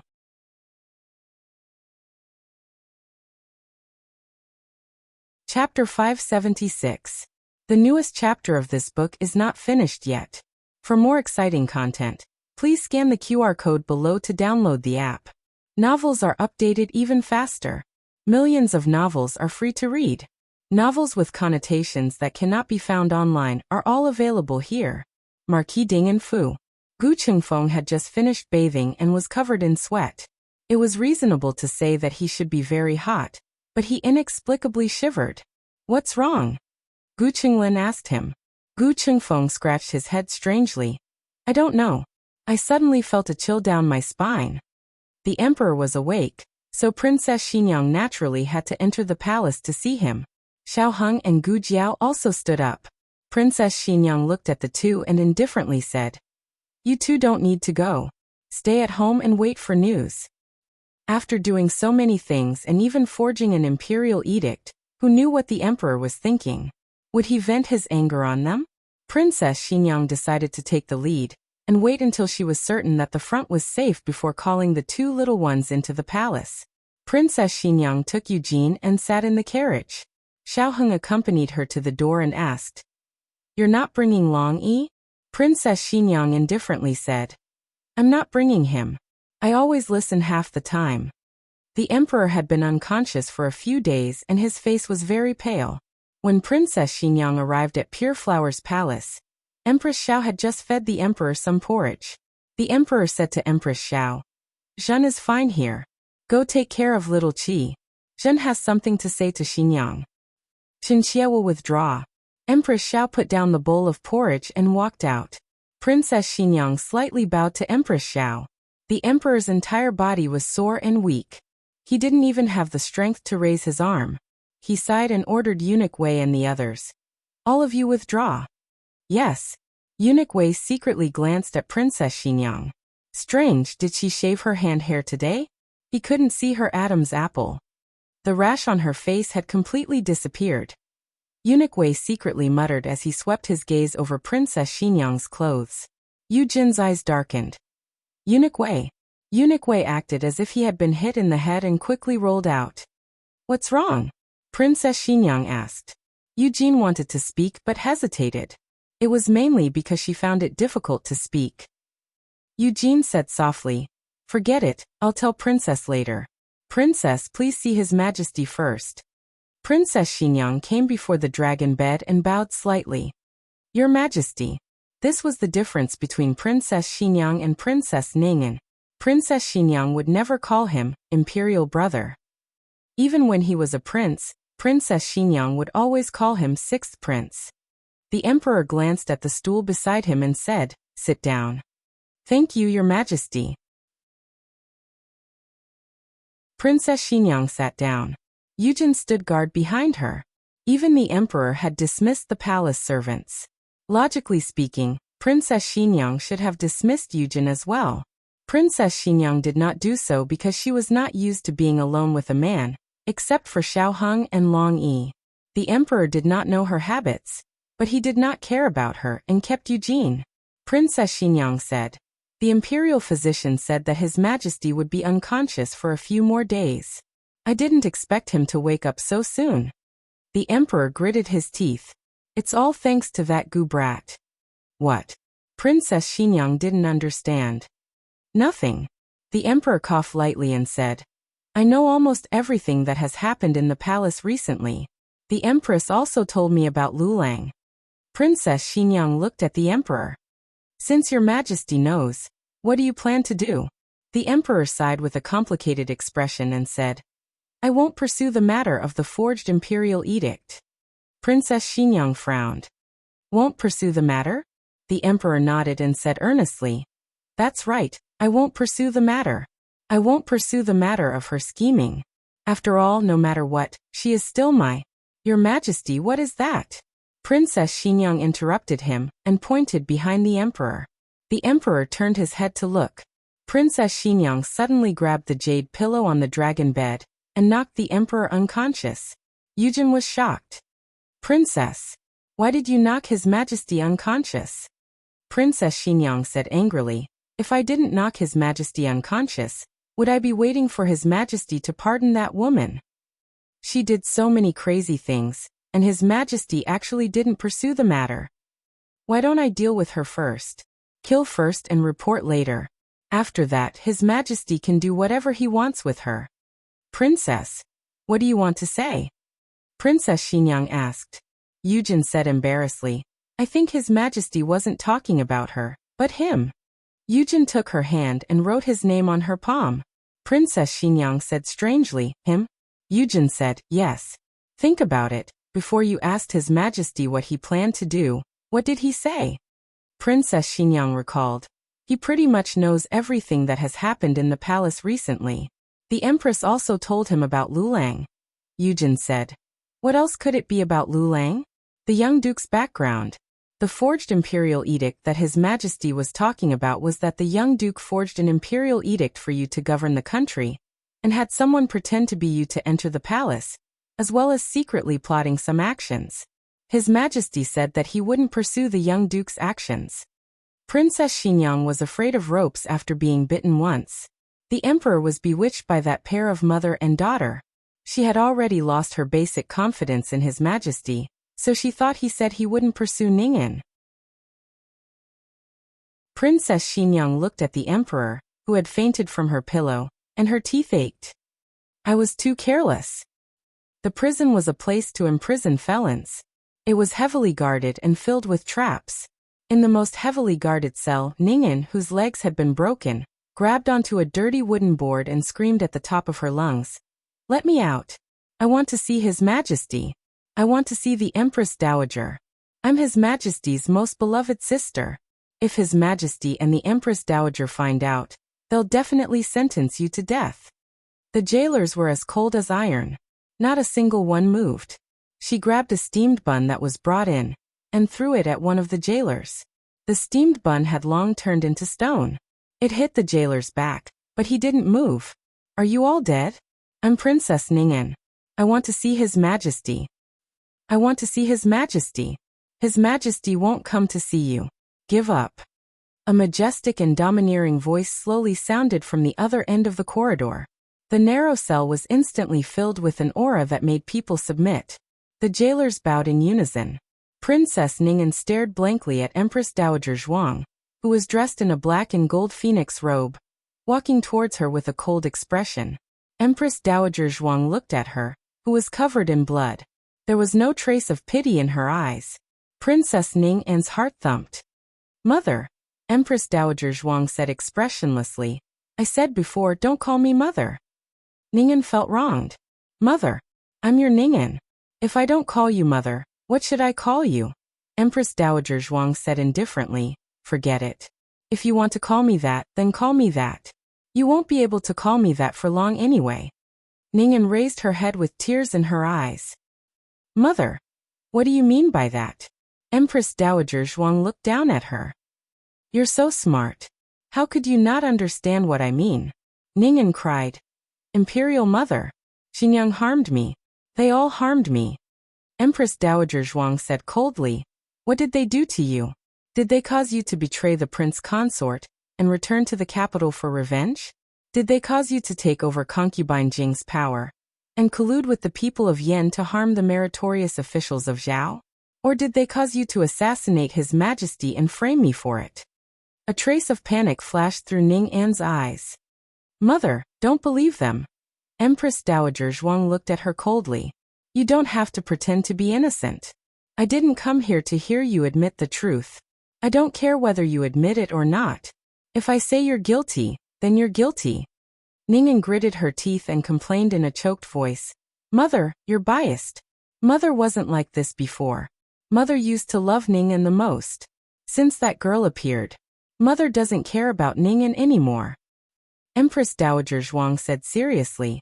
So what if I'm biased? Do I need your permission? Ning'an's mouth trembled. She never expected Empress Dowager Zhuang to be so direct, so magnanimous, and so merciless. Ning'an's tears fell down. But mother, I'm your Ning'an. Empress Dowager Zhuang looked at her coldly and asked word by word. Are you really Ning'an? Princess Ning'an's pupils shrank. Gu Jiao didn't need to go to the palace.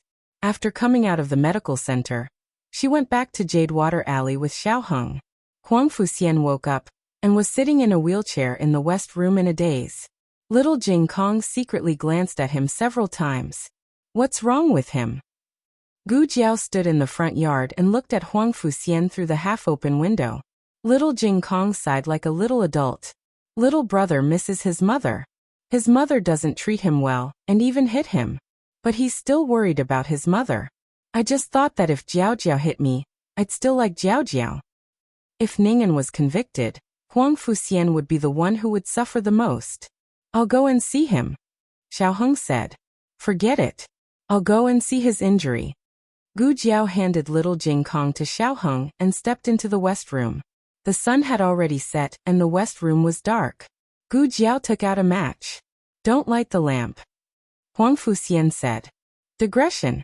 Asking for a guaranteed monthly ticket for little Xian.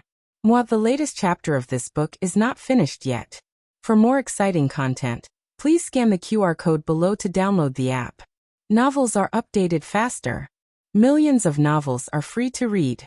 Novels with content that can't be found online are all available here.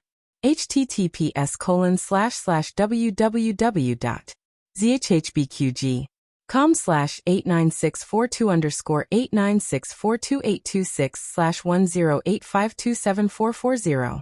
HTML Genius memorized the website address. www.zhhbqg.com Bikugo mobile reading website. zhhbqg.com.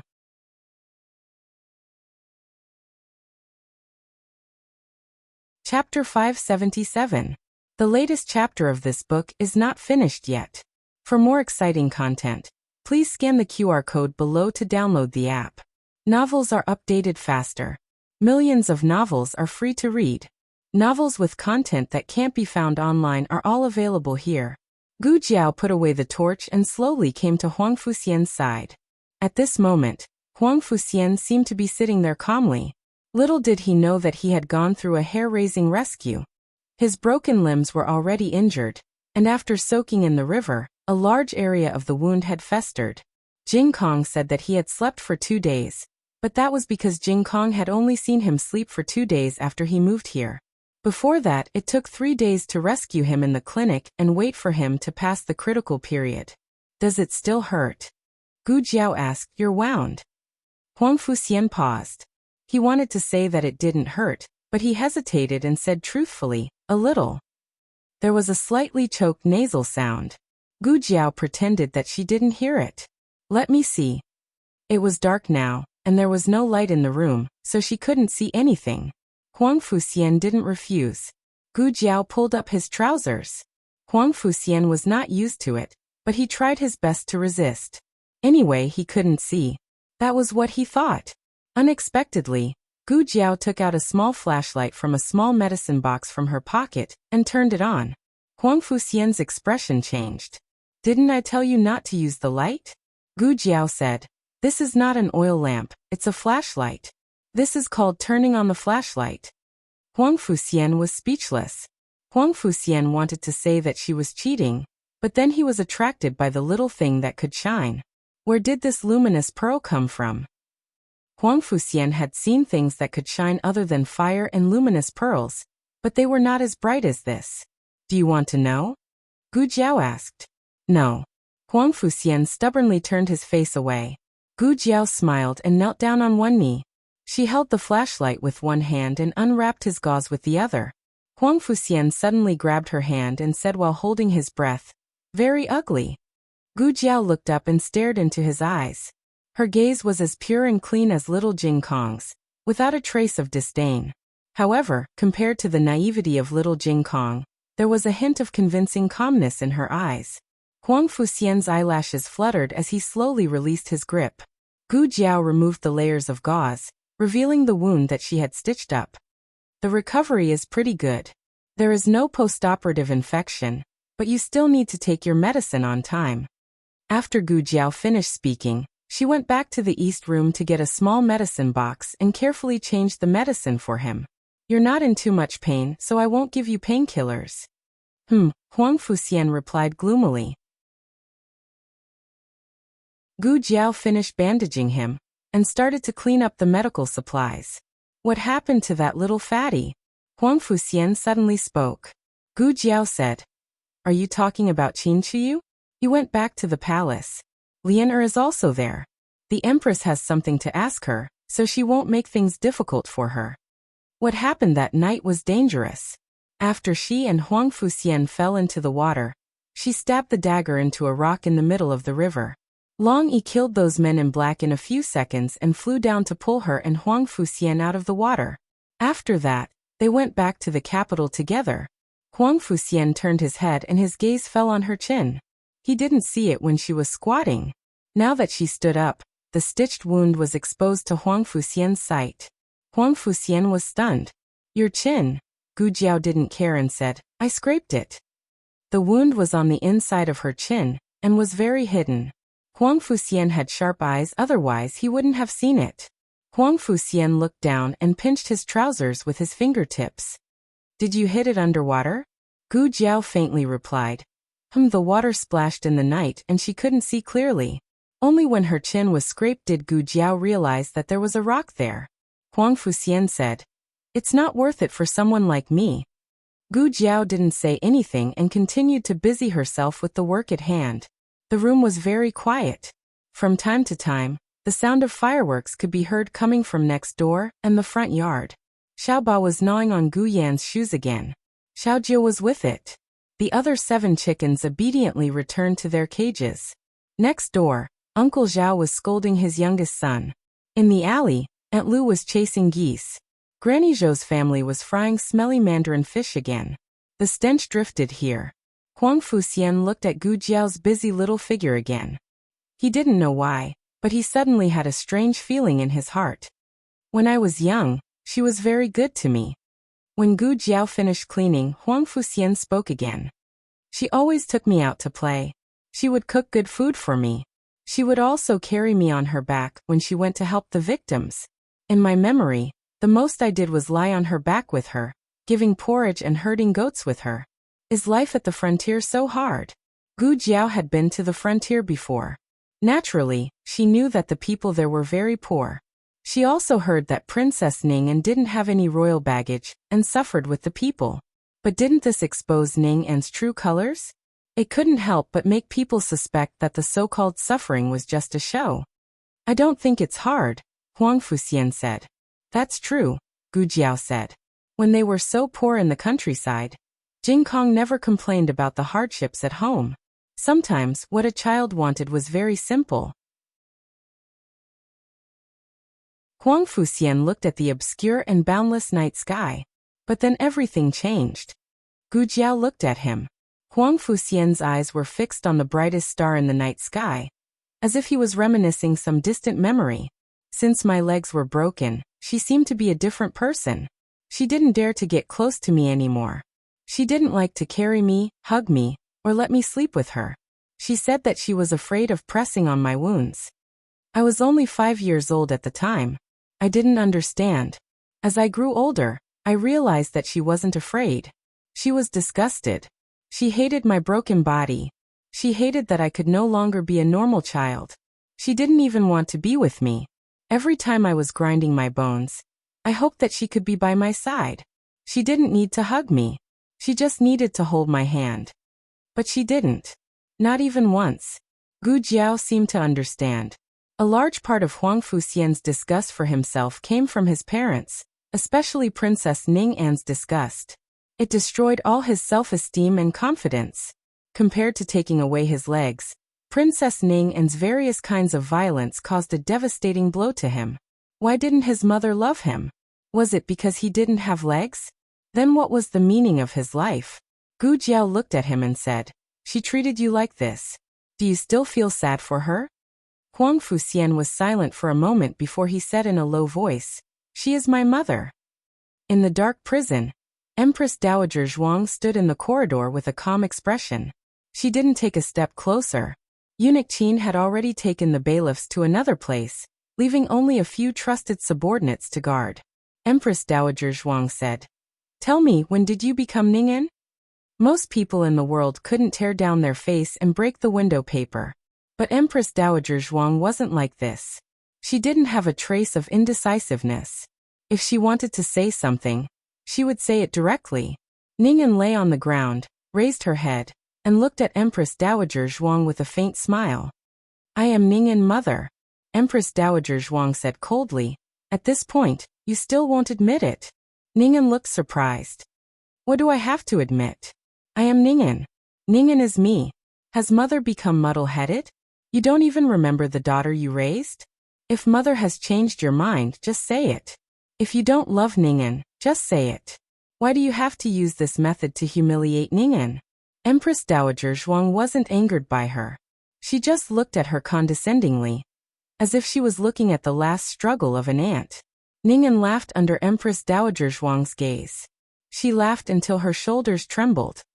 Mother, your ability to frame people hasn't changed at all. You framed my mother like this, and now you're framing me. Empress Dowager Zhuang didn't argue with her. She just let her laugh and talk to herself. Ning'an's every punch seemed to hit cotton. She grabbed the wooden board of the cell and squeezed her cheek tightly in the gap between the boards. Mother said I'm not Ning'an.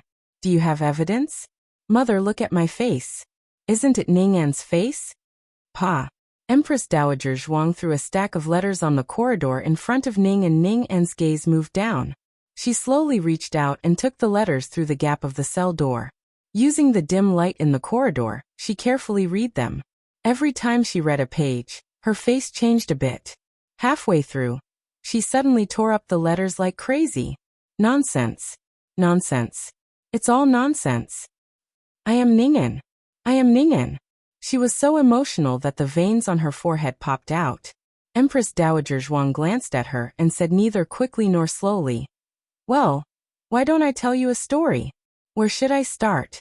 Why don't I start with the experience of a daughter of an aristocratic family? This daughter of an aristocratic family was intelligent and courageous since she was young. She was also born with a good appearance. However, her birth mother wasn't favored. She was also repeatedly bullied by her concubine-born sisters at home.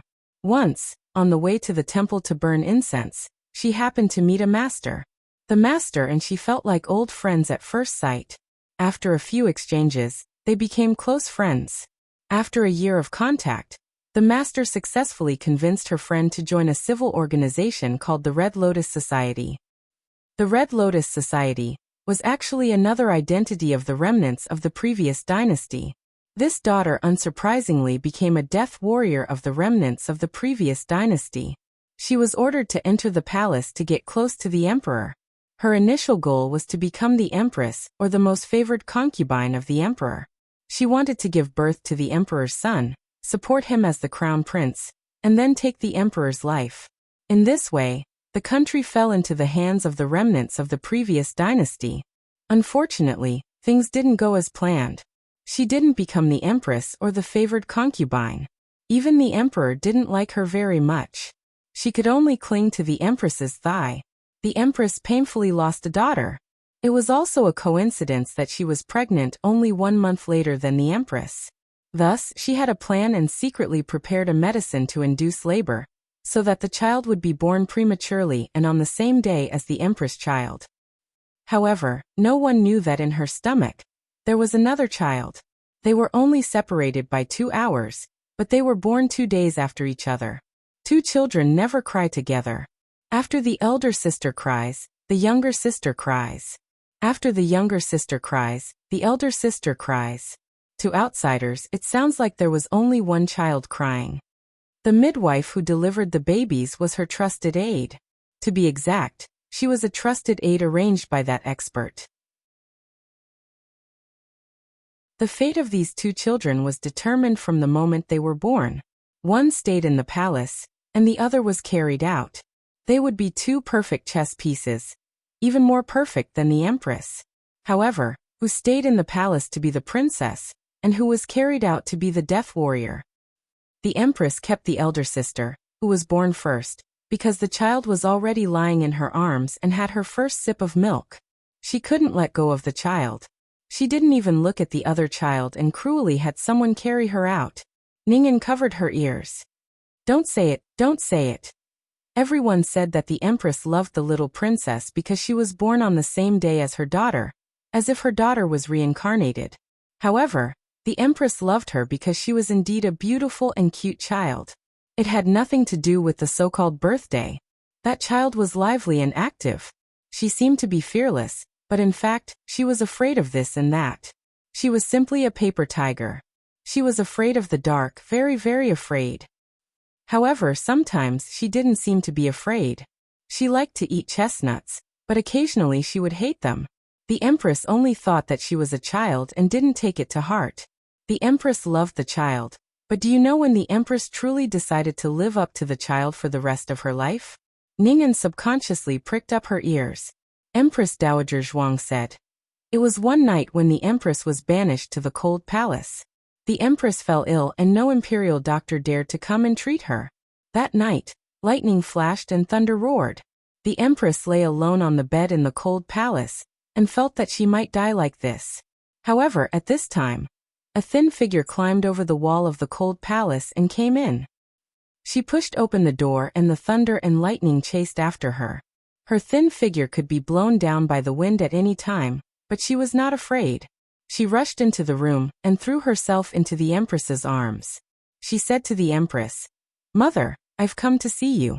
Mother, don't be afraid. Ning'an will be with you." Ning'an's body suddenly stopped. Empress Dowager Zhuang's eyes flashed with memories. It was at that time that the child ran for her in the thunder and lightning. The child's hand was pierced when she climbed over the wall.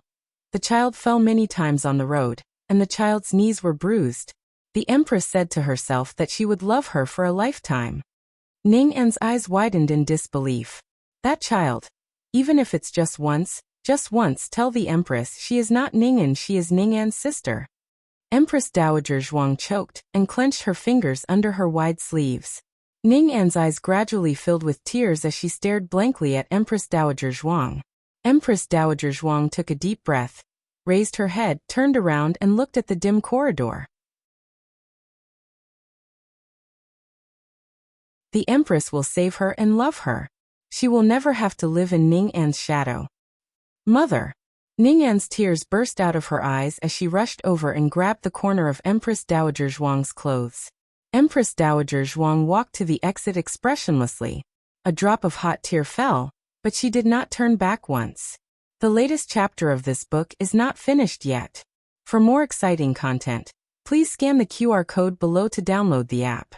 Novels are updated faster and more complete. Millions of novels are free to read. Novels with connotations that can't be found online are all available here. https://www.zhhbqg.com/89642_896428286/1085063363.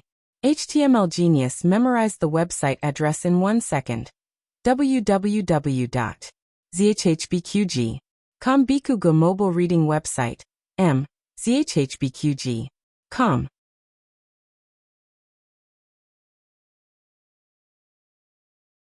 Chapter 578.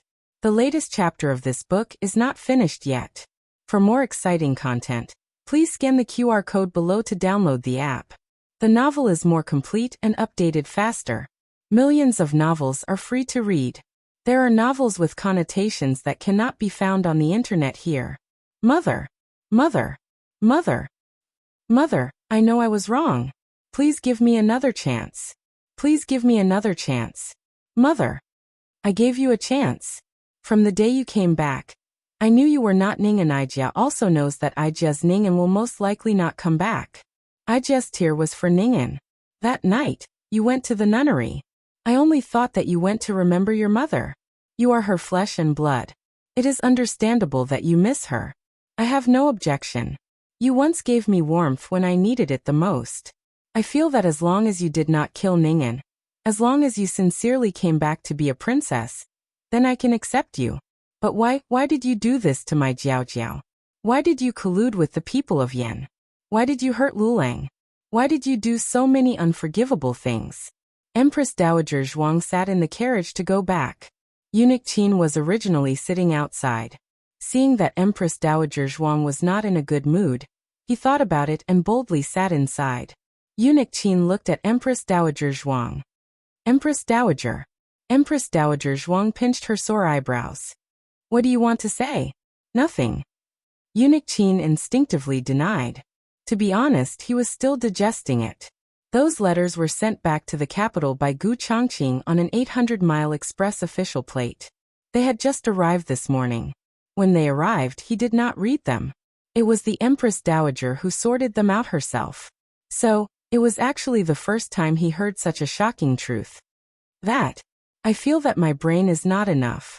Eunuch Qin said embarrassedly. Empress Dowager Zhuang said lightly. If you want to ask, ask. Don't be so wishy-washy. Yes. Eunuch Qin laughed dryly. When Princess Ning'an was young, she was afraid of the dark for a while and then not. Are they two different people? Empress Dowager Zhuang closed her eyes. Yes. Eunuch Qin sucked in a breath of cold air weakly. She has already left the palace. How did she get in? Empress Dowager Zhuang said lightly. Her mother is an imperial concubine. Is it difficult to get a child in? It's not like she's living in the palace all year round. She just comes over occasionally to let them reunite. That's true. Eunuch Qin suddenly understood. Does Princess Ning'an know about this? Empress Dowager Zhuang pondered for a moment and shook her head. I don't think so. With Ning'an's personality, she would not be able to hide it. At least, she would not hide it from her and the emperor. What was the child thinking at that time? Seeing the carefree Ning'an, she made a request to concubine Jing. Mother, I want to be a princess too. Thus, old concubine Jing changed her into Ning'an's clothes and had her pretend to be Ning'an. She wanted her to be the princess for a day, half a day, or even 2 hours. After that, she returned to her own place. Eunuch Qin sighed. Now that you think about it, she is quite pitiful. Just because she was born 2 hours later than her sister. The difference between them is like heaven and earth. This servant is not a death warrior, so I don't know what kind of life a death warrior has, but I don't think she enjoys as much as a princess. Empress Dowager Zhuang said. Compared to a princess? She's far worse than a commoner. The hardships of a death warrior were not something that ordinary people could bear. That's even worse. Eunuch Qin sighed and said. Then the one who married to the frontier fortress was the real Princess Ning'an, right? Empress Dowager Zhuang sighed. It was her. Perhaps it was then that they began to plan for her sister to replace Ning'an. It was hard to say whether old concubine Jing had feelings for Ning'an. Perhaps she did, but it was just that she was selfish. The carriage began to move slowly. Empress Dowager Zhuang leaned against the wall of the carriage, and Eunuch Qin quickly put a pillow for her. Empress Dowager Zhuang recalled. After old concubine Jing died, I once interrogated Nanny Kai, and Nanny Kai said something to me. Eunuch Qin asked, what did she say? Empress Dowager Zhuang said. After the emperor and old concubine Jing fell out, old concubine Jing planned to take out the imperial edict and die with me. Nanny Kai begged her not to be impulsive and asked her to think for Ning'an. She said that she had Ning'an as well as His Majesty. Her expression was not right at that time, and her words were also strange. She replied to Nanny Kai, Ning'an will never come back in this lifetime. She will never come back. I thought the same as Nanny Kai. I thought that old concubine Jing said that Ning'an would never come back, because of what I said to Ning'an in a fit of anger. I said that if Ning'an dared to marry to the frontier fortress, she would never be allowed to come back in this lifetime. Eunuch Qin hurriedly nodded. This old servant remembers that you did say that. This old servant even tried to persuade you at that time. Empress Dowager Zhuang sighed again. So, I didn't suspect anything at that time. Nanny Kai never had any contact with that child, so she naturally didn't suspect anything. Eunuch Qin clicked his tongue and said, no one would suspect anything. Who would have thought that old concubine Jing gave birth to Ning'an and hid another one? Even a vicious tiger wouldn't eat its cubs. How could she be willing to give up her own flesh and blood to become a suicide soldier? Empress Dowager Zhuang said coldly, there are all kinds of people in this world. Eunuch Qin nodded. That's true. Empress Dowager Zhuang said regretfully, that child didn't appear in the palace many times. After she turned 10, she never appeared in front of me again. If she appears a few more times, perhaps I'll be able to discover something. Pure Flowers Palace. The emperor, who had been knocked unconscious by Princess Xinyang's pillow, finally woke up again. When he opened his eyes, he saw Princess Xinyang standing guard by his bedside. His first reaction was to quickly cover his head with his hands. Princess Xinyang. Princess Xinyang had knocked the emperor unconscious, so there was no way she could escape. Unless she killed the emperor, he would definitely pursue her crimes. But killing him would be troublesome. First, it would be difficult to dispose of the corpse. Second, she was currently in the position of regent. Now that the emperor had passed away and the crown prince had ascended the throne, she was worried that she would continue to be regent. This was very annoying. The emperor looked at the conflicted Princess Xinyang. Why did he feel so uneasy? Ahem. The emperor cleared his throat and calmly put down his hands, pretending that the cowardly scene just now had never happened. Princess Xinyang stood up. The emperor once again covered his head with his hands. Princess Xinyang. Then, I'll kneel and admit my wrongs. After the emperor reacted, he flew into a rage out of humiliation and sternly shouted, "Sit down. Don't move." "Fine, I'll sit down. It was you who didn't allow me to kneel." Princess Xinyang sat down on a stool. Princess Xinyang didn't know martial arts, but after being together with Long Yi for a long time, honestly speaking, she had a murderous aura. Not to mention, she originally had the aura of an imperial sister. That pillow directly left a deep shadow in the depths of the emperor's heart. Eugene had already been dismissed. The emperor composed himself and sat up straight. He sternly said, "Wei Quan, get in here." "Yes." Eunuch Wei hurriedly walked in. "What happened to your face?" The emperor looked strangely at the bruised and swollen face of Eunuch Wei. Eunuch Wei lowered his head and said, I fell. He was beaten by Eugene. When the emperor was unconscious, he came in once. He sized up Princess Xinyang's Adam's apple, the hair on her hands, and other places. When he left, he was beaten by Eugene for being a pervert. "Xinyang is guilty. Your Majesty, please punish me." Princess Xinyang took the initiative to admit her wrongs. "You've got guts." The emperor slapped the jade pillow. His entire hand was numb. "At your disposal, Your Majesty. Please immediately remove me from the position of regent." The emperor unhappily said, "I haven't thought of how to deal with you yet. Leave it for now." "Oh." Princess Xinyang looked disappointed. The emperor was speechless. The emperor coldly said, "Why did you knock me out? I thought you wanted to kill the emperor." Princess Xinyang truthfully said, "I misunderstood Your Majesty. I thought Your Majesty wanted to protect Ningen. I want to protect her."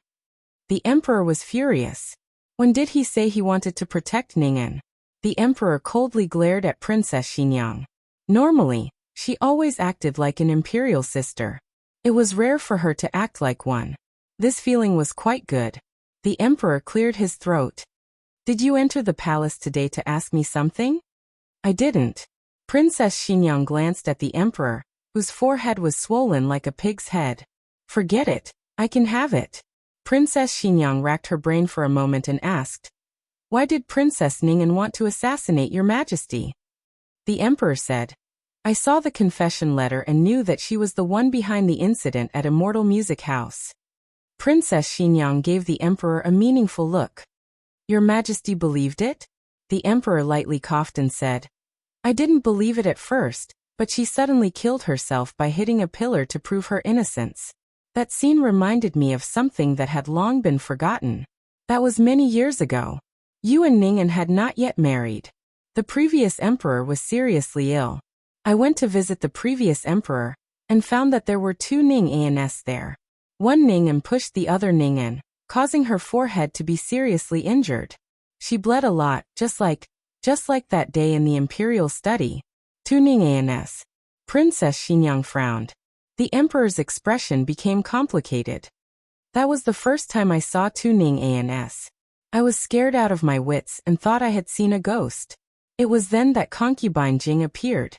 Concubine Jing brought me back to my chambers, and told me not to tell anyone what I saw. I asked Concubine Jing what was going on, and why there were two Ning Ans. If she didn't tell me the truth, I would go find Imperial Father. Concubine Jing told me that Ningen had a younger sister. Unfortunately, she was born without any breath. She thought it was a stillborn, and was worried that imperial father would be unhappy. So she had the midwife secretly take the child out of the palace and bury it. But on the way out of the palace, the child came back to life.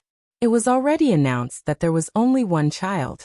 If she brought the child back, it would be revealed that she took out the stillborn and buried it. Imperial father would definitely be angry, so she could only secretly raise the child outside the palace. Your Majesty didn't believe it, did you? It was obvious that this story was fake. The emperor fiercely said. Of course I don't believe it. Princess Xinyang curled her lips. You do believe it. The Ningen who pushed her is the younger sister? Princess Xinyang asked. How do you know everything? The emperor looked at Princess Xinyang in surprise. Princess Xinyang didn't say that even an idiot could guess. If there was a kind Ningen and a demon Ningen in this world, then the one who grew up with them would definitely be the kind Ningen, and then... Princess Xinyang looked at the emperor. After that, Concubine Jing begged me to keep it a secret.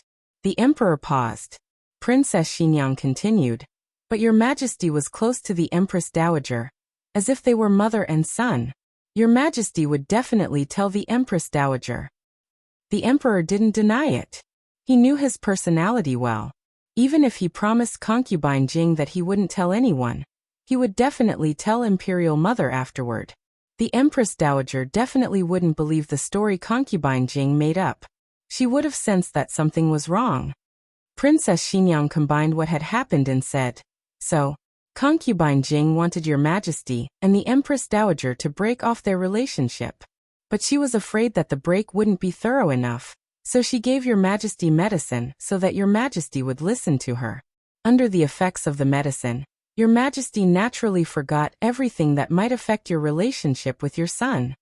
The emperor sighed and nodded. That's right.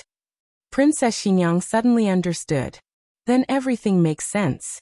The emperor continued. That accident in the imperial study reminded me of what I saw in the previous emperor's chambers. I immediately concluded that she was another Ningen, not the one who grew up with me. So that's how it was. She was wondering how a mere confession could affect the relationship between His Majesty and Ningen. Princess Xinyang asked seriously. How does your Majesty plan to deal with her? The emperor said seriously, she's not Ningen. I won't let her off. That's more like it. Princess Xinyang slowly got up. It's getting late. Xinyang will take her leave. Xinyang. The emperor suddenly called out to her. Princess Xinyang looked at the emperor in confusion. The emperor hesitated for a moment, then said with difficulty, Do you think Ningen is still alive? Princess Xinyang didn't say anything. She bowed slightly and turned to leave. The latest chapter of this book isn't finished yet. For more exciting content, please scan the QR code below to download the app. Novels are updated at a faster rate. Millions of novels are free to read. Novels with connotations that can't be found online are all available here.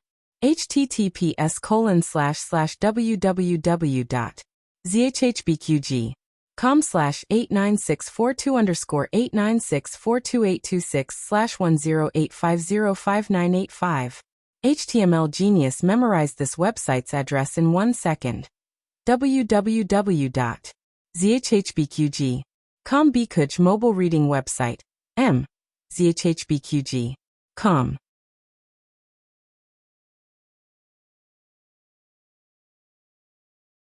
Chapter 579. The latest chapter of this book is not finished yet. For more exciting content, please scan the QR code below to download the app. The novel will be updated even faster. Millions of novels will be read for free. Novels with content that can't be found online are all available here. Princess Xinyang left the palace and sat in her carriage. Eugene asked, Princess, do you want to go to Vermilion Bird Avenue? Princess Xinyang thought for a moment, then said, Let's go to Jadewater Alley. When the carriage arrived at Jadewater Alley, Gu Jiao and Xiaoheng were plowing the ground in the front yard. The two of them held hoes and did a decent job. They really did look like a young farmer couple. Princess Xinyang walked over. Mother. Xiao Heng saw her and greeted her. Gu Jiao called her princess. Princess Xinyang glanced at a certain person, not satisfied with this form of address. Xiao Heng smiled and grabbed Princess Xinyang's hand. Mother, why are you here? I won't bully your wife. Princess Xinyang glared at him and slapped his hand away.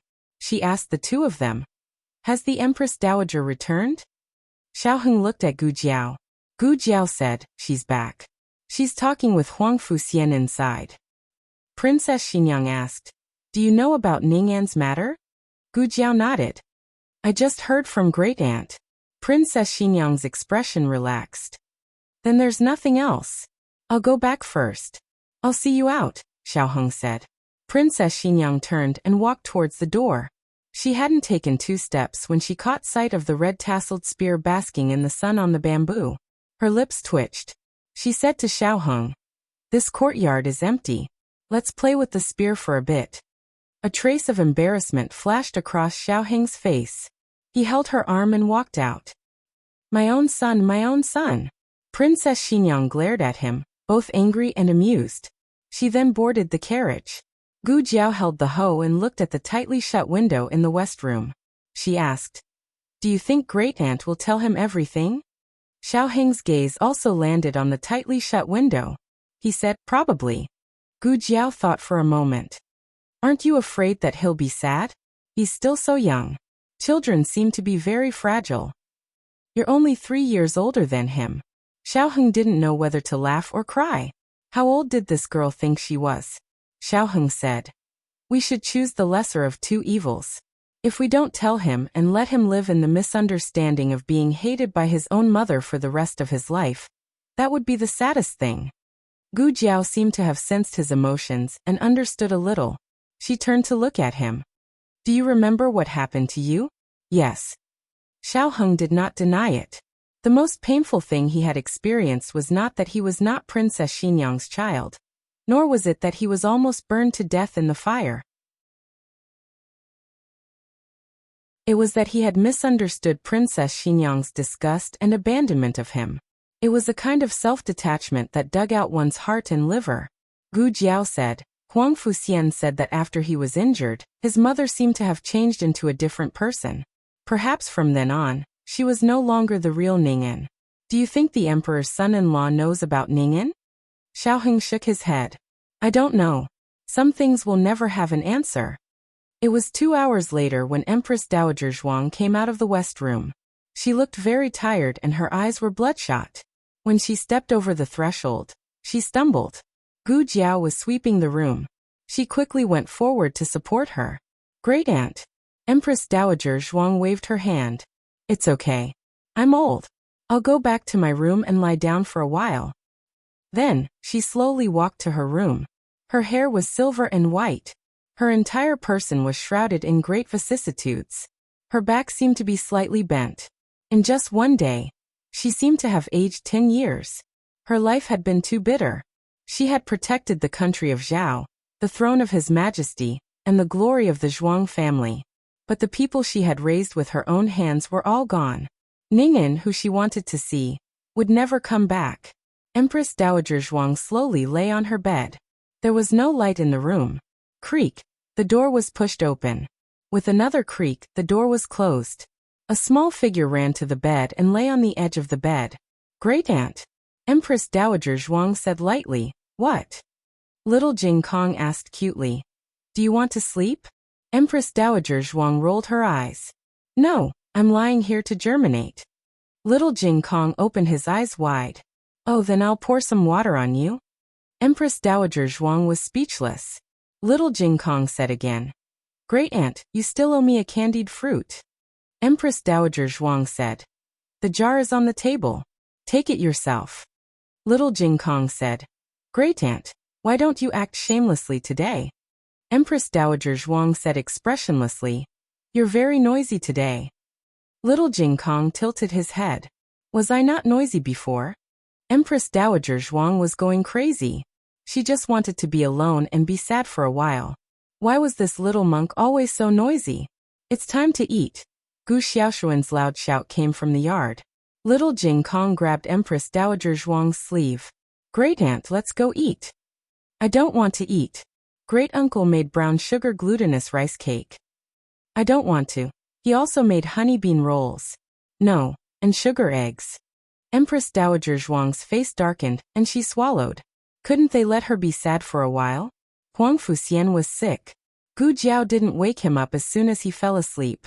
She heated millet porridge for him in the pot. He could eat it when he woke up.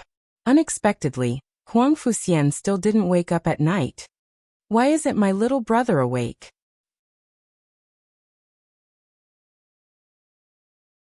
Little Jing Kong asked in confusion. Let me see. Gu Jiao checked Huang Fuxian's pulse and touched his forehead. His pulse was normal and his body temperature was normal. He should just be asleep. Huang Fuxian was indeed asleep. He had a dream that he went back to the time when he was 5 years old.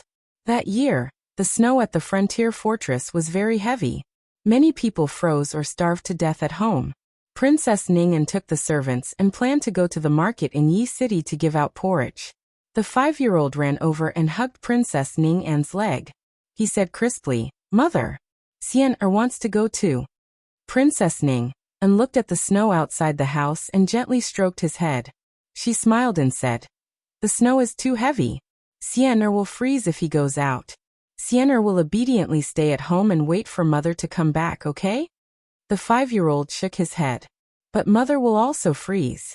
Princess Ning'an said softly, "Mother won't. Mother wears a lot of clothes." The 5-year-old puffed out his chest. "Xian'er can also wear a lot of clothes." Princess Ning'an laughed softly and held him in her arms. She kissed his little face and forehead. "Good boy. Mother will be back soon." Then Princess Ning'an put him down, put on her cloak and went out. He chased to the door with his short legs. As expected, he was stopped by the servants. He had dreamed of this scene many times. The next scene was that he pretended to take a nap. When no one was looking, he sneaked into the shopping cart and hid under the stool. He then followed the cart out of the residence. But the young him didn't know that not all carriages would go to his mother's porridge stall. The carriage stopped at a strange place. It was already dark. The coachman went to do something, so he got off the carriage. On a strange street with strange people, he became flustered. He began to call out Nyangqin. He didn't know how long he called and how long he walked. The helplessness of not being able to find his mother always woke him up from his nightmares. But this time was different. He continued to run around on the street like a headless fly. The wind and snow became heavier and heavier. He lost his way. Unknowingly, he came to an empty official road. There was white snow on both sides as far as the eye could see. He didn't have any strength. He fell into the snow and couldn't get up again. Just as he was about to lose consciousness, a gentle and anxious voice sounded above his head. Then he was picked up by a pair of gentle arms. "Xian'er." It was his mother. He weakly opened his eyes and saw a face full of tears. "Mother finally found you." Princess Ning'an hugged him tightly in her arms. He also wanted to hug his mother, but he was frozen. Princess Ning'an carried him on her back. Braving the biting cold wind and snow, she walked forward step by step. Princess Ning'an fell into the snow countless times, but she got up countless times. "Mother, I'm so cold." Princess Ning'an took off her cotton-padded clothes and covered him. "So sleepy," he murmured on his mother's back. Princess Ning'an gasped for breath and said, "Xian'er, don't sleep. Mother will take you home." In the end, she couldn't go any further. She lay down in the cold snow. He lay on her back as the snow fell in a flurry. She dug a small hole in the snow below her with her bare hands. She dug until her 10 fingers were badly mangled, and her white bones could be seen. She also took off her jacket and wrapped it around him with her cotton-padded clothes. She carefully put him inside. Then she used her weak and thin body to cover the snow hole, blocking the wind and snow for him. The bone-piercing cold wind cut into her body. She gradually became stiff. She used the last of her strength to say to him, "Xian'er, you have to live." The latest chapter of this book is not finished yet. For more exciting content, please scan the QR code below to download the app. Novels are updated faster. Millions of novels are free to read. Novels that can't be found on the internet are all here. https://www.zhhbqg.com/89642_8964286/108487403. HTML genius remembered this site's address in 1 second. www.zhhbqg.com Bikuga mobile reading website. zhhbqg.com.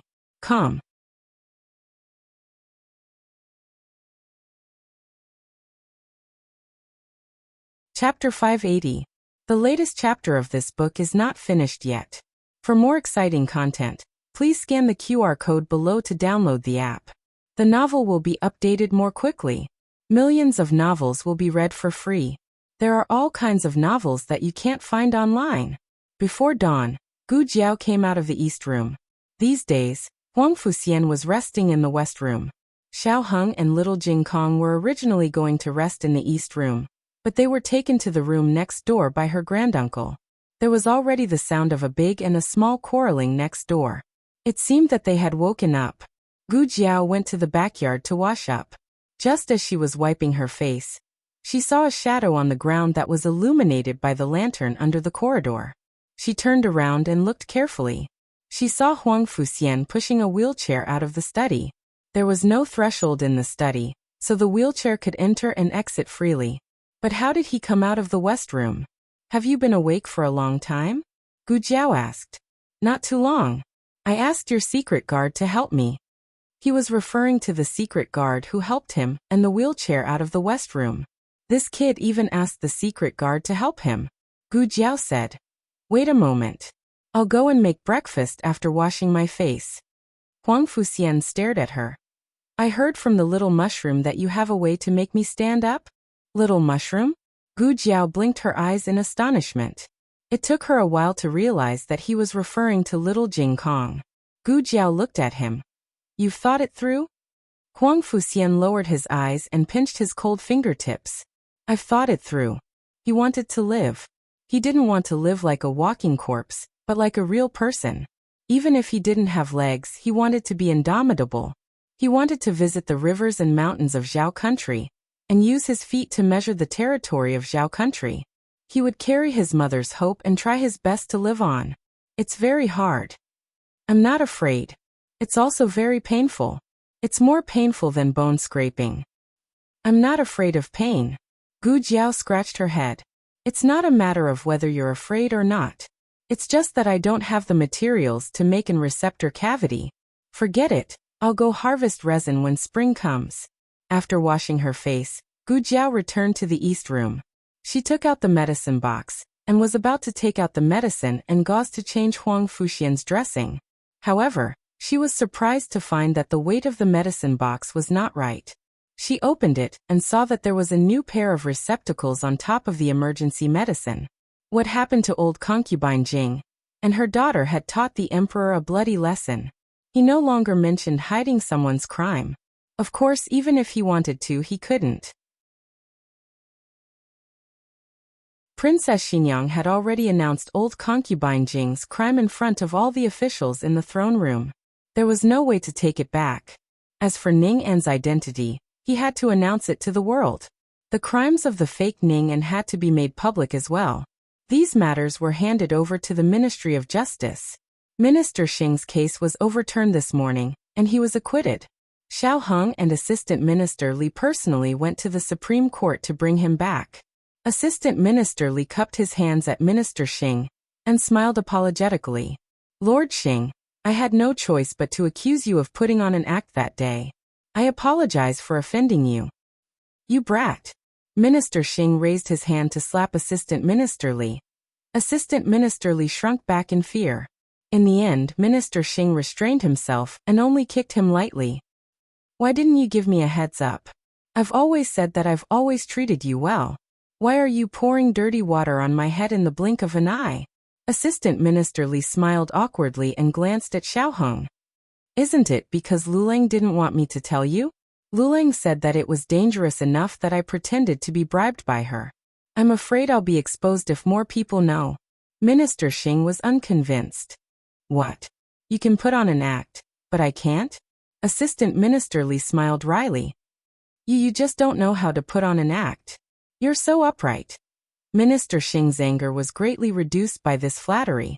He looked at the two and said sternly, "This is the only time. There won't be a next time. If you have any plans in the future, remember to inform me in advance. Don't keep me in the dark." Yes, yes, yes. Yes. Assistant Minister Li replied with a smile. As they spoke, they left the Supreme Court, and the carriage stopped at the side of the road. Assistant Minister Li personally helped Minister Xing into the carriage. Then he turned around and walked towards Xiaoheng with an embarrassed expression. He lowered his voice and said, "Lulang, this time thank you very much." Assistant Minister Li wasn't pretending to be bribed by the young master of Immortal Music House. He was really bribed.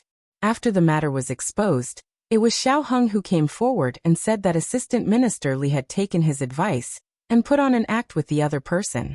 The purpose was to lure the fish into the bait. Xiaoheng said, "Assistant Minister Li is too polite." Assistant Minister Li said embarrassedly, "This time I was possessed. I won't dare to do it again. I'm deeply grateful for your saving my life. If there's anything you need me for in the future, don't hesitate to tell me.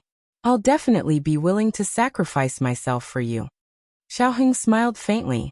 "You're too polite." It didn't matter if Assistant Minister Li was truly so grateful that he was willing to sacrifice himself for him. What was important was that Assistant Minister Li would be very loyal to him with this information in his hands. From this moment on, Xiaoheng began the first step of cultivating his power.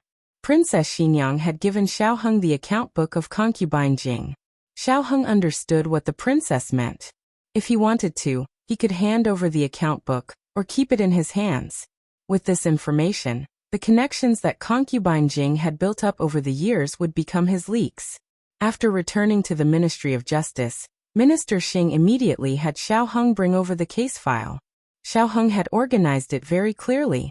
Minister Xing was very satisfied. He felt that after this incident, Xiao Lulang should be promoted.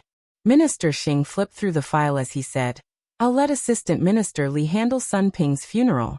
You just focus on organizing this case." "Oh right, Ning'an." Halfway through his words, Secretary Xing Shang remembered that it was a fake Princess Ning'an. He changed his words and said, "Since this matter has been handed over to the Ministry of Justice, send someone to the Supreme Court in a moment, and bring the young master of Xianle House here." Xiaoheng said, "The young master of Xianle Ju was taken away by His Majesty's men. His Majesty said that he would personally deal with her." "Is that so?" Minister Xing nodded. "All right. His Majesty was the boss. What could he say?" "Sir. Sir." As they spoke, a prison guard hurriedly walked in. He cupped his hands and reported, "Sir Xing, a eunuch Su came from the palace. He said that he has an urgent matter to discuss with Minister Xiao." "I remember that the Empress has a eunuch Su by her side." Minister Xing didn't know about Xiaoheng's background, but he knew that Xiaoheng was deeply favored by the two masters in the palace. But when did the Empress get involved? Minister Xing looked at Xiaoheng. "All right, go. Don't make them wait too long." Xiaoheng bowed and excused himself. At the entrance of the Ministry of Justice's Yamen, he saw the anxious eunuch Su. "Eunuch Su," he greeted. "Ouch." Eunuch Su hurriedly ran over and grabbed his arm. He sobbed in a low voice. "Young Duke, bad news. Something happened to the 7th prince." Xiaoheng went to the medical center and picked up Gu Jiao in the carriage. They rushed to the palace as quickly as possible. "What's the situation?" Gu Jiao asked. Xiaoheng said he fainted. He said that after he was rescued that day, he was a little listless.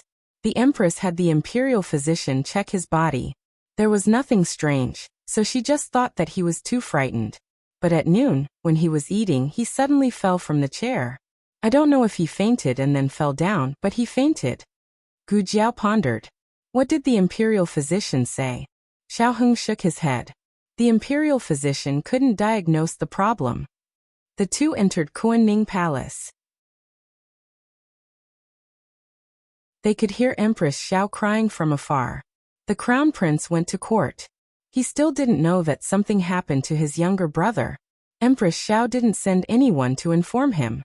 Master, Lord Xiao and Dr. Gu are here. Eunuch Su reported outside the door. Empress Xiao dismissed the palace servants, leaving only Eunuch Su. Ahang! Empress Xiao sobbed. As the empress of a country, Empress Xiao had always been dignified and self-restrained. She rarely lost her composure like this. Xiaoheng comforted her softly. Auntie, take care of yourself. Let Jiao Jiao take a look at little Qi first. Empress Xiao stepped aside. Jiao Jiao, you must cure little Qi. Gu Jiao nodded. I'll try my best. Gu Jiao put down the small basket, opened the small medicine box, and took out the stethoscope. There was no noise in his lungs. His heartbeat was a little fast. She checked Qin Chuyu's pulse. It was too strange. She had never seen such a pulse in her 2 lives. Gu Jiao asked Empress Xiao. Can you describe the scene when the 7th prince fainted in detail? Empress Xiao recalled. At that time little Qi was eating. He said that he didn't want to eat vegetables. I said something to him. Suddenly he screamed, covered his heart, and fell down. Covered his heart? Angina? Gu Jiao murmured. Then she asked, is he usually like this? Empress Xiao sobbed and shook her head. No. He has always been fine. But after he was kidnapped by that woman, he became a little depressed. I thought he was frightened. The royal doctor also said so. But the child is still young. We can't give him any medicine. The royal doctor said he would be fine after a while. But who would have thought? Gu Jiao pulled the quilt, took off Qin Chuyu's clothes, and carefully checked his body for any hidden wounds. There was nothing. Xiaoheng suddenly said, Jiao Jiao, his right wrist. Gu Jiao looked at Qin Chuyu's right wrist. She didn't see anything. She changed her angle and stood beside Xiaoheng. This time, she saw it clearly. There was a gray mark on Qin Chuyu's wrist. It couldn't be seen if the light was too bright or too dark. Gu Jiao rubbed it with her fingertips. She couldn't wipe it off. Did he have this before? Empress Xiao thought for a while and shook her head. I don't think so. Although this mark is very shallow, if it has been there for many days, there will be a chance to find it. Gu Jiao said, so it's very likely that it appeared recently. Gu Jiao pondered for a while and said to Xiaoheng, where is the young master of Xianle House? She should know what this is. Xiaoheng said, she was taken away by His Majesty's people. His Majesty said he would deal with her personally. Empress Xiao hurriedly ordered Eunuch Su, go to His Majesty and ask for her. Digression, please give me a wave of monthly votes. While the latest chapter of this book is not finished yet. For more exciting content, please scan the QR code below to download the app. The novel is updated faster. Millions of novels are free to read. There are all kinds of novels that you can't find on the internet.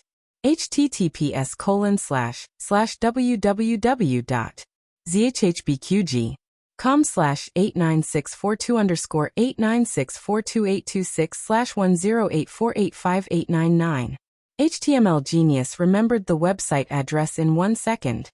www.zhbqg.com Bikugo mobile reading website. zhbqg.com.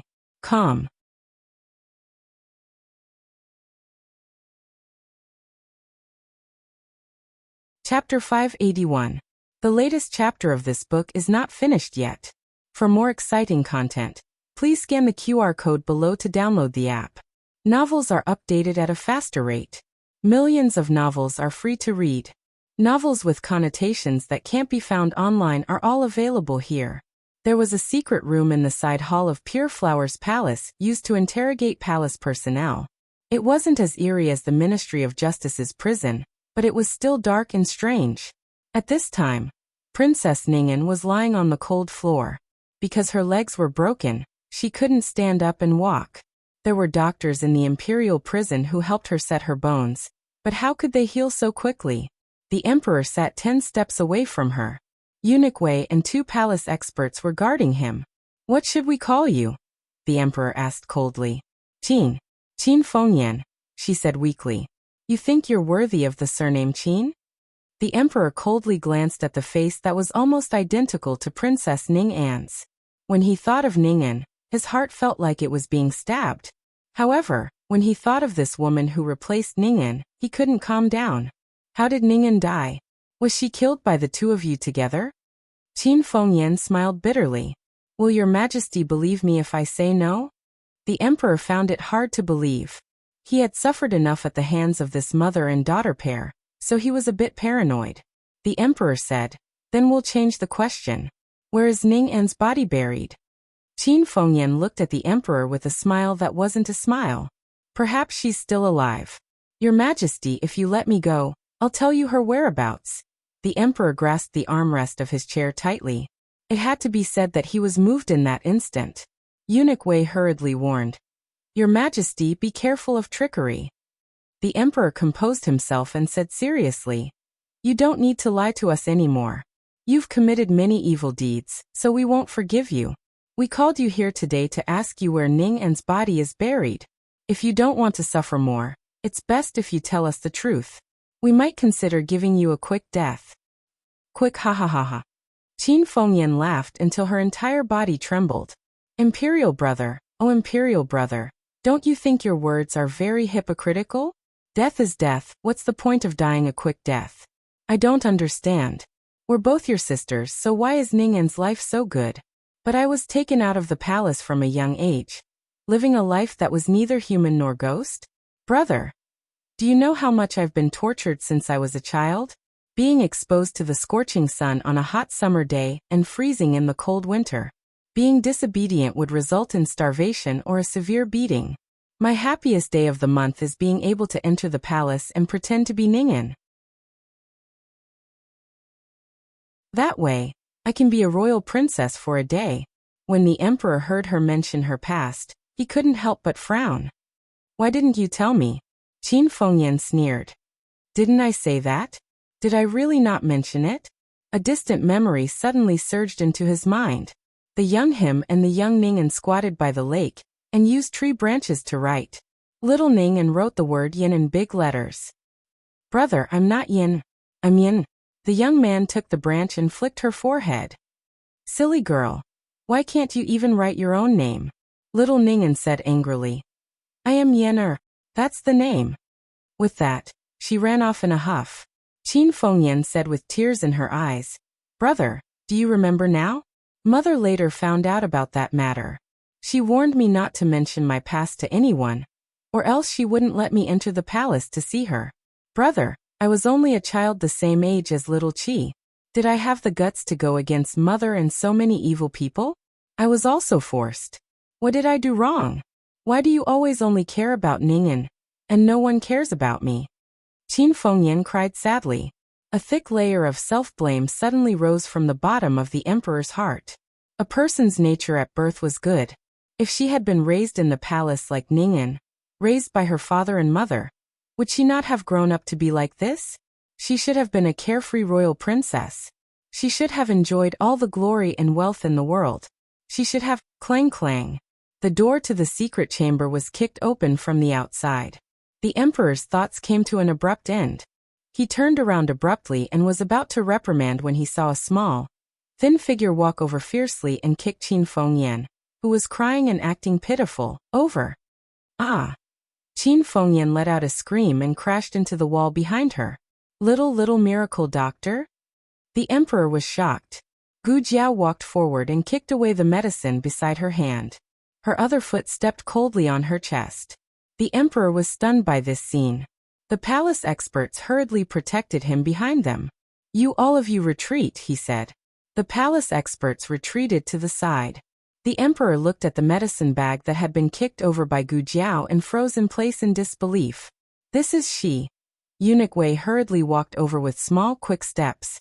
He wrapped his hand in a handkerchief and picked up the medicine bag. When he opened it, he saw that it was a bag of crushed brown medicinal powder. It emitted a strong medicinal and floral fragrance. The smell is a bit familiar. Have I seen it somewhere before? Eunuch Wei murmured. It's white medicine. Gu Jiao glanced at it and said lightly. Eunuch Wei sucked in a cold breath. His Majesty had been bewitched by this medicine for so many years, and had finally lost its effect. If he were to be bewitched again, he would become a fool for the rest of his life. The emperor flew into a rage out of humiliation. How does the Supreme Court do things? They don't even search the prisoners. Male prisoners were usually searched, but she was not a normal prisoner. It was not that professional to find a nanny to search her, so it was not difficult for her to smuggle a pill. An extreme chill ran down the emperor's spine. He looked at Qin Fengyan on the ground with disgust. To think that I was sympathetic to you just now. So you were acting all along. Qin Fengyan wanted to struggle, but she could not move at all. Gu Jiao was stepping on her chest like a mountain, making it hard for her to breathe. Gu Jiao looked at Qin Fengyan with cold eyes. What did you do to Qin Qiyu? The emperor's expression changed. He looked at Gu Jiao and said, What happened to little Qi? Gu Jiao stepped down and broke one of Qin Fengyan's ribs. Qin Fengyan did not expect Gu Jiao to be so ruthless. Didn't people interrogate prisoners without saying anything before using torture? How could she break someone's bones as soon as she came up? The light outside the house shone in at an angle. Gu Jiao's back was against the light, and her face was hidden in the dark.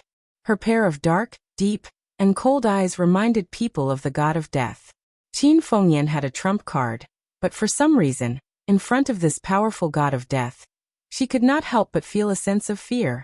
She used all her courage and shouted, If I die, he will die too. The emperor walked over and looked at her angrily. What do you mean? What did you do to little Qi? Ha ha ha. Ha ha ha ha. The entire secret room was filled with Qin Fengyan's crazy laughter. This woman was crazy. It was downright crazy. Even if she died, she would drag someone down with her. She said that she was the emperor's sister, but she turned around and murdered her own nephew. The emperor hated himself for being stupid.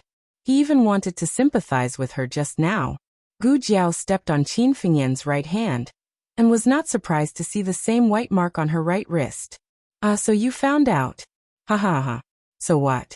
Do you know what this is? Do you know how to cure it? You can't cure it. Qin Qiyu's life is mine. You don't dare to kill me. Do you want to take a gamble? See if I'm lying? Ha ha ha ha. Ha ha ha ha. Don't you think you're very powerful? I might as well tell you that the antidote is in the hands of the Yen people. If you have the ability, go get it. The emperor was so angry that he wanted to kill someone. Gu Jiao's expression did not change at all. She was still as calm as an ancient well. So there is an antidote. Qin Fengyan was stunned. Was that the point? Did she hear what she said? The Yen people. They were from the Yen people. Gu Jiao took out a dagger and cut Qin Fengyan's and the emperor's fingers. She took out the blood type test paper from the small medicine box. Very good, the blood type was the same. Gu Jiao put on gloves and took out an infusion tube and a disposable bleach. Her movements were calm and elegant, like a devout believer. But for some reason, Qin Fengyan's heart skipped a beat. She instinctively felt fear. What are you going to do? Gu Jiao raised her gloved hand and looked at her calmly. Qin Fengyan backed up with her hands in fear. What are you going to do? What are you going to do? What are you going to do? Don't come over. She retreated to a corner and had nowhere to go. Gu Jiao came in front of her, raised her gloved hand, and gently patted the top of her head. I hate it when people threaten me. The emperor was afraid of injections, so he had already fainted. The two imperial experts did not know what was going on and wanted to protect the emperor, but they were knocked down by Gu Jiao in one move. Eunuch Wei swallowed. He did not know whether to leave or not. Light the lamp, Gu Jiao said. All right. Eunuch Wei ran over eagerly. The latest chapter of this book is not finished yet. For more exciting content, please scan the QR code below to download the app. The novel is more complete and updated faster. Millions of novels are free to read. There are novels with connotations that can't be found online here. https://www.zhbqg.com/89642_896428226/1084670884. HTML Genius remembered this site's address in 1 second. www.zhbqg.com Biku Pavilion mobile reading website. zhbqg.com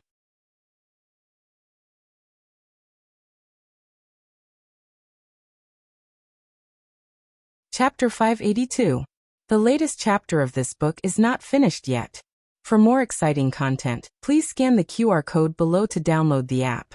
Novels are updated faster. Millions of novels are free to read. Novels with content that can't be found online are all available here. Qin Fengyan's original intention was to leave a way out for herself. Once Qin Chuyu's life was tied to hers, she didn't believe that they would be ruthless enough to kill her. This was a flawless plan, but she ran into Gu Jiao, who didn't play by the rules. If she sincerely repented and begged, Gu Jiao might consider letting her live for a few more days. But she actually used a child's life to threaten Gu Jiao. Coming out of the secret room, Gu Jiao was covered in blood. Not a single drop was hers. Eunuch Wei had been a eunuch for many years and punished countless people in the palace, but he had never seen someone treat someone like that. Eunuch Wei stuttered. Without waiting for him to finish, Gu Jiao took off her gown and gloves and left expressionlessly. Coming out of the palace, Gu Jiao returned to Jade Water Alley. She planned to change her clothes before going out. Just as she entered the courtyard, she found that Nan Xiang's master's wife and Master Lu were also there. The three little boys at home had gone to school. Yao Shi was sitting in the living room chatting with the two of them. "Jiao Jiao, you're back?" Yao Shi immediately saw Gu Jiao enter. Gu Jiao greeted the three. "Jiao Jiao, what's wrong? Are you in a hurry to go out?" Yao Shi noticed that Gu Jiao's footsteps were hurried. Gu Jiao said, "There's something I need to do. I need to go out for a bit." "Madam, Xiaobao is hungry." Yu Ye carried Gu Xiaobao over. Yao Shi said to Nan Xiang's master's wife and Master Lu, "Excuse me." Nan Xiang smiled and nodded, "Go ahead." Yao Shi carried Gu Xiaobao back to the room to feed him. Master Lu continued to sit in the living room and drink tea. Nan Xiang's master's wife hesitated for a moment before knocking on Gu Jiao's door. "Jiao Jiao, it's me," she said. "Madam Nan Xiang, please come in." Gu Jiao had just changed into a set of light men's clothing when she picked up the red tasseled spear hanging on the wall and tied up the loose cloth. When Nan Xiang saw Gu Jiao's posture, she knew that it was not simple for her to go out. Now that they were all on the same side, Nan Xiang naturally would not turn a blind eye to it. "You are like this in broad daylight, is there something important?" Gu Jiao asked. "The seventh prince has been poisoned by a very strange poison. I'll go get him the antidote." "Poison?" The Tang sect was best at using hidden weapons and poisons. Nan Xiang asked, "What are the symptoms? Can you tell me?" Gu Jiao told her about Qin Chuyu and Qin Fengyan's symptoms. Qin Chuyu's condition was more serious, and he was already unconscious. "This isn't our Tang sect's poison." Nan Xiang frowned and muttered, "What?" Gu Jiao looked at her. Nan Xiang smiled embarrassedly. "Nothing. I mean, I haven't seen this poison with my own eyes, but I've heard that it is a kind of voodoo. The seventh prince is still young this year, right?" Gu Jiao said, "He is 8 years old this year." Nan Xiang nodded and said, "That's right. This kind of poison is very toxic. Generally, it can't be used on children. It's very easy for them to die. This kind of poison is divided into 2 kinds. Once the person who is poisoned by the mother voodoo dies, the person who is poisoned by the child voodoo will also die. But if the person who is poisoned by the child voodoo dies, the person who is poisoned by the mother voodoo will be fine. The seventh prince should be poisoned by the child voodoo. This kind of voodoo can only be found in the Shang Kingdom. Did the Shang Kingdom attack the royal family of the Zhao Kingdom?" Gu Jiao said. "It's a long story." Nan Xiang was not interested in the battle of the royal family, so she did not ask anymore. Instead, she said, "The person who poisoned the seventh prince probably didn't know that an 8-year-old child could not withstand its toxicity. This kind of poison was generally used to control people, but if people died after being poisoned, then there was no point in controlling them." "Nan Xiang, do you know what the antidote looks like?" Gu Jiao asked. "I haven't seen that kind of antidote, so I can only take it back and try it first." Nan Xiang asked, "By the way, how long has the seventh prince been poisoned?" Gu Jiao said, "He was poisoned at noon." Nan Xiang's expression became dignified. "He can't hold on for more than half a day." It had been more than half a day. Even if Gu Jiao flew, It was impossible to get the antidote back in time. Nan Xiang thought for a moment and said to Gu Jiao, "Find someone to take me into the palace. I have a way to temporarily stabilize his toxicity, but it won't last long. You must get the antidote back before dawn." Gu Jiao nodded. "Thank you, Nan Xiang." Grand Aunt Xiao Heng and people from Jing Kong were not here. Granduncle was not here either. Now only Huang Fuxian could enter the palace. Gu Jiao came to the west room and woke up Huang Fuxian, who was sleeping. Master Lu pulled Nan Xiang into the front yard, looked back and whispered, "Do you really want to enter the palace? Don't you remember Empress Xiao?" Nan Xiang smiled. "That's all in the past. The seventh prince is a friend of Jing Kong. Have you forgotten?" Master Lu said. "Of course I haven't forgotten. Jing Kong always talks about him in Su Kanji." Nan Xiang said, "If something happens to the seventh prince, Jing Kong will be very sad." Master Lu sighed. "That's true, but I don't want you to go back to that place." Nan Xiang touched her disfigured face through the veil. "I'm like this. Who will recognize me? Even if they recognize me, no one will care, right?" Master Lu, "I'll go with you." Nan Xiang, "Don't go. Wait for me here." Master Lu, "But Nan Xiang, be good." Master Lu had no choice but to surrender. Gu Jiao pushed Huang Fuxian out. "Jiao Jiao." Nan Xiang turned around and saw Huang Fuxian sitting in a wheelchair at a glance. Huang Fuxian just woke up from his sleep and leaned against the wheelchair impatiently. He looked a little sick. The corners of his eyes were red and his eyes looked surly. Nan Xiang's eyes suddenly popped out. Good, beautiful child. She wanted to kidnap him to be Xiaoshuan's younger brother. Master Lu opened his mouth. "I think I'd better follow you." Nan Xiang pushed him away with her arm. "Go away." Master Lu, who was suddenly despised. Huang Fuxian took Nan Xiang into the palace. Gu Jiao got on the horse, took Xiaojiu, and went out of the city to the nest of the Yan people. Xiaojiu's way of conveying information was like this. Follow them first. If it lost them, it would cover its head with a pair of wings when it got home, looking very dejected. If it didn't lose them, it would come back with a dead branch near its destination and valiantly show off in front of everyone. It showed off several times that day. It probably knew that it had done something big. Gu Jiao took out the dead branch it brought back that day. Xiaojiu excitedly flapped its wings and soared into the sky. Gu Jiao followed Xiaojiu out of the west gate and went southwest. When night fell, Gu Jiao came to a village near a mountain and a river. Xiaojiu circled in the sky for a while before landing back on Gu Jiao's shoulder. "Is it here?" Gu Jiao asked. Xiaojiu flapped its wings. Cluck, cluck, cluck. Gu Jiao, "That's a hen." Xiaojiu, "Ku." Gu Jiao, "That's a pigeon." Xiaojiu, "Gee." Gu Jiao, "How many bird languages do you know?" Gu Jiao secretly estimated that it took her no less than 3 hours to reach here from Jadewater Alley. This was because it was relatively easy to travel during the day.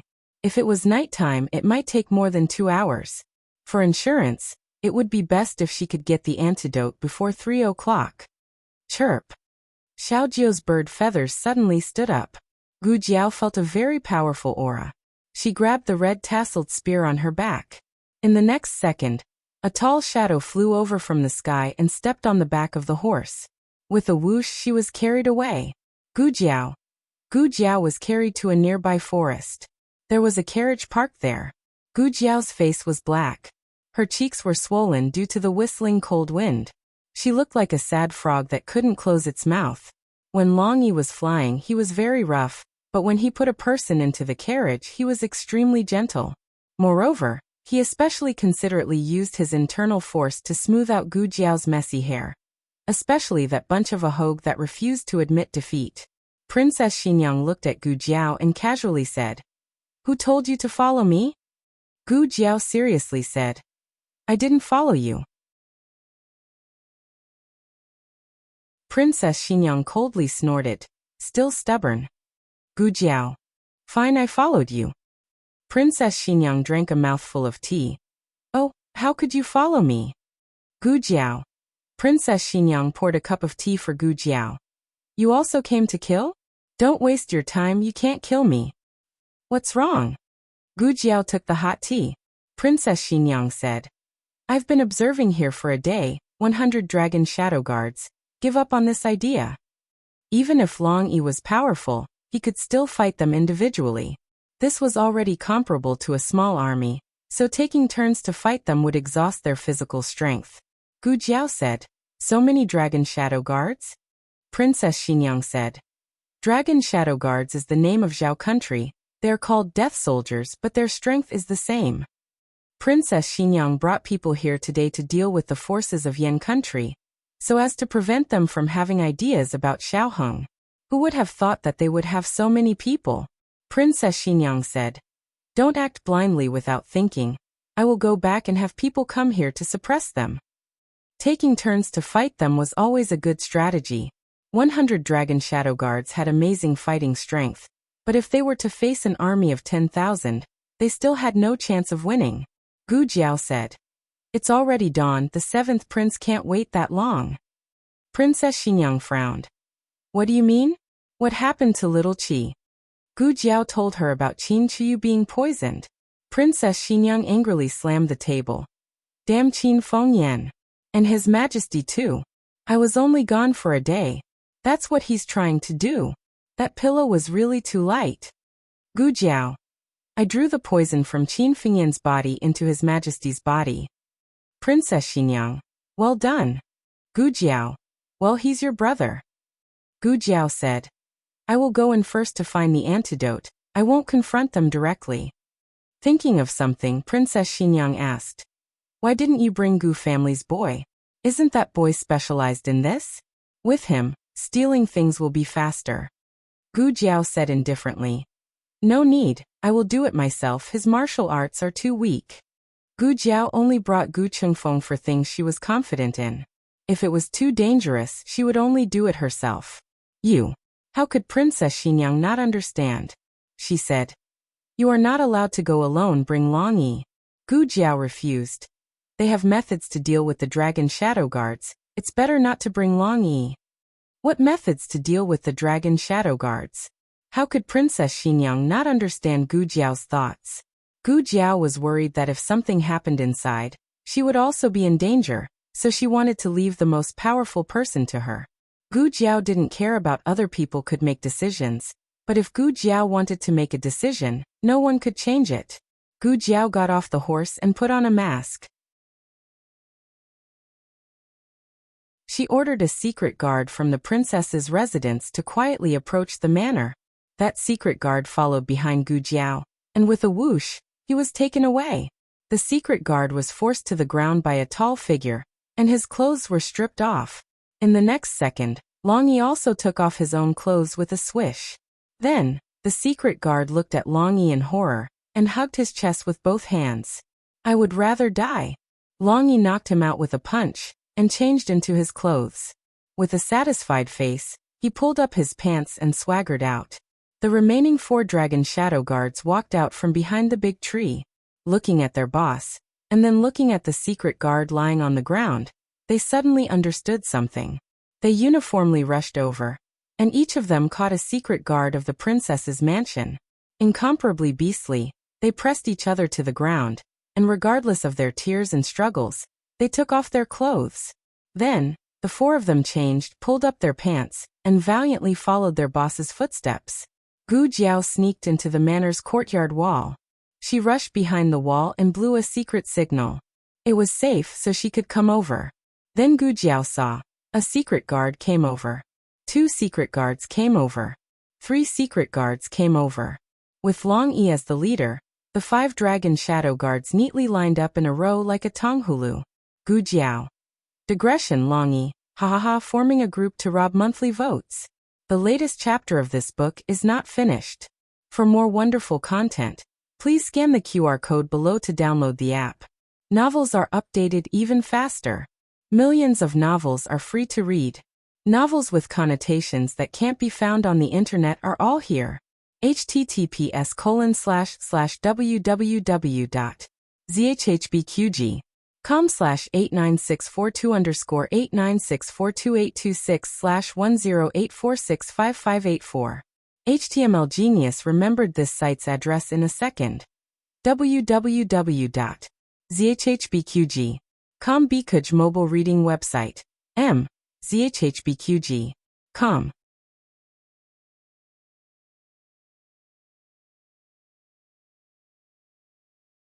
Chapter 583. The latest chapter of this book is not finished yet. For more exciting content, please scan the QR code below to download the app. Novels are updated faster. Millions of novels are free to read. There are all kinds of novels that can't be found online. In the afternoon, Huang Fuxian took Nan Xiang into the palace. Along the way, Nan Xiang kept being infatuated with this child, which made Huang Fuxian roll his eyes. "What are you holding in your arms? Can you show it to me?" After getting out of the carriage, Nan Xiang pushed Huang Fuxian's wheelchair, while looking at the small package in Huang Fuxian's arms. Huang Fuxian was holding it when he came out of the room. She didn't know what was inside, but he didn't let it go on the way.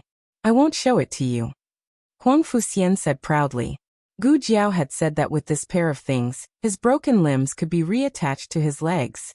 Now that his injuries had not healed, he could not wear them. However, he had thought about it. He wanted to cultivate a relationship with them in advance. Nan Xiang laughed instead of being angry. This child was cute, so cute. He was cute even when he was angry. The two arrived at Qianquan Palace. Huang Fuxian asked the servants to inform Empress Xiao that he brought a doctor to treat Qin Qiyu. Empress Xiao hurriedly invited him in. Empress Xiao already knew that Huang Fuxian saved Qin Qiyu that night, so she changed her opinion of Huang Fuxian. "How are you? Aren't you recuperating in Clearwater Alley? Why did you come to the palace?" Although she was exhausted, she still cared about Huang Fuxian. Huang Fuxian said, "I'm fine. I brought a doctor here. She is the foster mother of Dr. Gu's younger brother. Her surname is Nan. Dr. Gu asked her to come and check the seventh prince's injury." The foster mother of Jiao Jiao's younger brother. This relationship was a bit complicated. At this point, Empress Xiao didn't have the time to care about these relatives, but since it was introduced by Gu Jiao, it must be reliable. Xiao Heng was on duty at the Ministry of Justice. Only Empress Xiao, Eunuch Su, and the others were here. Empress Xiao looked at Nan Xiang hopefully and said, "Dr. Nan, do you really have a way to cure my son?" Nan Xiang shook her head. "I can't cure him. I can only temporarily suppress the poison in his body. Jiao Jiao has to bring back the antidote for him to fully recover." Empress Xiao was stunned. Poison? Was little Qi poisoned? Before Gu Jiao left, she only asked Eunuch Wei to tell her that she was going to get the medicine. Nan Xiang thought to herself. Just now, the two of them parted in a hurry and didn't finish matching their statements. But since they had already said it, it was impossible to take it back. She could only tell the truth. "Yes, it's a very rare poison. Empress, don't worry too much. Jiao Jiao has already gone to get the antidote." Empress Xiao nervously asked, "Then if we can't get it back?" Nan Xiang took a deep breath and slowly said, "Bring it back before daybreak and His Highness can still be saved." "You mean, little Qi can only hold on until dawn?" Empress Xiao felt the world spinning around her, and she almost collapsed. Eunuch Su caught her in time. Nan Xiang walked to the bedside and took out a bottle of pills. She pulled out the cork and placed one pill under Qin Chuyu's tongue. This was actually also a type of poison. Fighting poison with poison to suppress the poison in his body. However, he had to control the dosage. If it was too light, it would have no effect. If it was too heavy, it would poison Qin Chuyu to death. Therefore, she had to stay and observe slowly. "Empress, don't fall down yourself. If you fall down, what will happen to His Highness?" Eunuch Su earnestly advised. Empress Xiao tried to force herself to calm down. She held back her tears, closed her eyes and said to Eunuch Su, "Go and arrange a room for Xianer to rest." "Yes." Eunuch Su pushed Huang Fuxian out. Empress Xiao stabilized her emotions and sat down beside the bed. Nan Xiang sat on the stool opposite the bed. Empress Xiao sat slightly higher than her. Perhaps because she had calmed down. Empress Xiao carefully looked at Nan Xiang. Nan Xiang was wearing a veil, so she couldn't see her face clearly. But because of the angle, Empress Xiao still saw a little disfigurement through the gap of the veil. Empress Xiao didn't say anything and looked away. But for some reason, she shifted her gaze back to him. This time, she looked at Nan Xiang's eyes. She felt that these eyes were familiar, as if she had seen them somewhere before. On the bed, Qin Chuyu groaned in pain, which interrupted Empress Xiao's thoughts. Empress Xiao hurried to see how her son was doing. Nan Xiang stood up, stepped forward and hugged Qin Chuyu, making him sit up and lie down. In the next second, Qin Chuyu spat out a mouthful of black blood. Empress Xiao's beautiful face turned pale. Little Qi. Nan Xiang patted Qin Chuyu's breath and slowly put him back. Then she put another black pill under his tongue. Empress Xiao said worriedly, Dr. Nan, what's wrong with little Qi? The poison in his highness' body is acting up. Nan Xiang looked at the night sky outside the window. I hope Jiao Jiao can find the antidote as soon as possible. Under the wall, Gu Jiao looked at the line of dragon shadow guards Tonghulu and was speechless for a moment. She didn't know how they followed her here. Was it too late to send them back now? Forget it, she needed to find the antidote quickly. Gu Jiao didn't think this manor was very big when she observed it from a distance. But after she came in, she found that there was another world inside. No wonder a small army of dragon shadow guards could live here. It was reasonable to say that such a big manor with so many people living here shouldn't be hidden so well. Gu Jiao wandered around before she finally understood why there were so few people here. This manor was actually built on top of a graveyard. Behind the manor was a large graveyard, but it looked like it had been abandoned for a long time. No one came to pay their respects, and the grass on the graveyard was 2 meters tall. The people of Yan Kingdom were very vigilant. Even if they lived in such a poor place, they were still ready to fight. There were guards of Yan Kingdom and dragon shadow guards patrolling back and forth in the manor 24 hours a day. Gu Jiao didn't confront them directly. She carefully avoided their sight. There were 3 big courtyards and 7 or 8 small courtyards in the manor. Most of the small courtyards were for dragon shadow guards and guards. The big courtyards were Gu Jiao's target. Gu Jiao, Long Yi and others entered the east courtyard first. Gu Jiao was responsible for searching, and Long Yi and others were responsible for covering.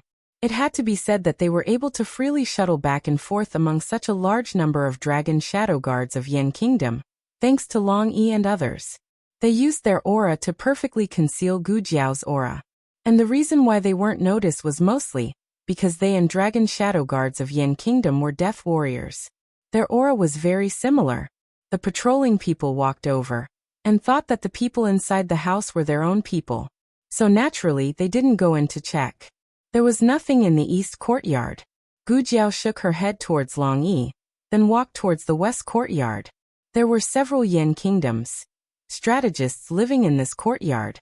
Gu Jiao didn't know the identity of the other party, so from their appearance and temperament, she temporarily called them that. Strange, so many people came here. There were literati and martial artists, just to deal with the son of a female slave? This time we were careless. The voice of a man full of vigor inadvertently came from the study. He was speaking the language of Zhao country, but his accent was not right. This was a person from Yan Kingdom. Along with the gradual recovery of her strength, Gu Jiao's 5 senses also improved a lot. She was separated by a whole room, but even in a state of concentration, she could still hear the voice from that side. Gu Jiao held her breath with rapt attention. She heard that man continue to speak, but also blamed Qin Fengyan for being too impatient. If she was willing to listen to our orders, she wouldn't have exposed herself so early. After that, another person in the room said something. But unfortunately his voice was too low, so Gu Jiao really didn't hear it clearly. But Gu Jiao guessed that the other party was saying something like, "You overestimated her," because that person from Yan Kingdom replied, "Didn't we also want to surpass our master?" Who would have thought that compared to her mother, she was still a little lacking? After that, the 2 people switched between Yan Kingdom and Zhao country. When they spoke Zhao country, their voice was too low. When they spoke Yan Kingdom, Gu Jiao couldn't understand. This really made Gu Jiao regret not learning more foreign languages. There was one sentence that Gu Jiao understood. "General Nangong, many thanks."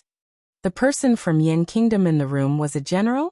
After that sentence, the people in the room came out one by one. The two people were surrounded by a large group of dragon shadow guards, so it was very difficult to see their appearance. One of them came out of the manor, and the other went to the courtyard. The latter should be that General Nangong. He said something to his subordinates, but it was all in Yin Kingdom. Gu Jiao couldn't understand, but Long Yi seemed to understand. He picked up Gu Jiao and went to the rear of the courtyard. Unexpectedly, there was a small courtyard hidden behind the courtyard. There was no one guarding this small courtyard. Every corner of this manor was heavily guarded, except for this place. Either there was nothing inside and it was empty, or it was very dangerous and didn't need anyone to guard it. Gu Jiao leaned towards the latter. Long Yi stepped forward to scout the way. Just as he stepped into the courtyard, an arrow shot out high up in the sky. Long Yi suddenly grabbed it and stepped back, protecting Gu Jiao behind him. Gu Jiao was fine. Gu Jiao looked at the cobblestone pattern on the ground of the courtyard again. This time she understood. She faintly pulled up the corner of her mouth. 8 trigrams array.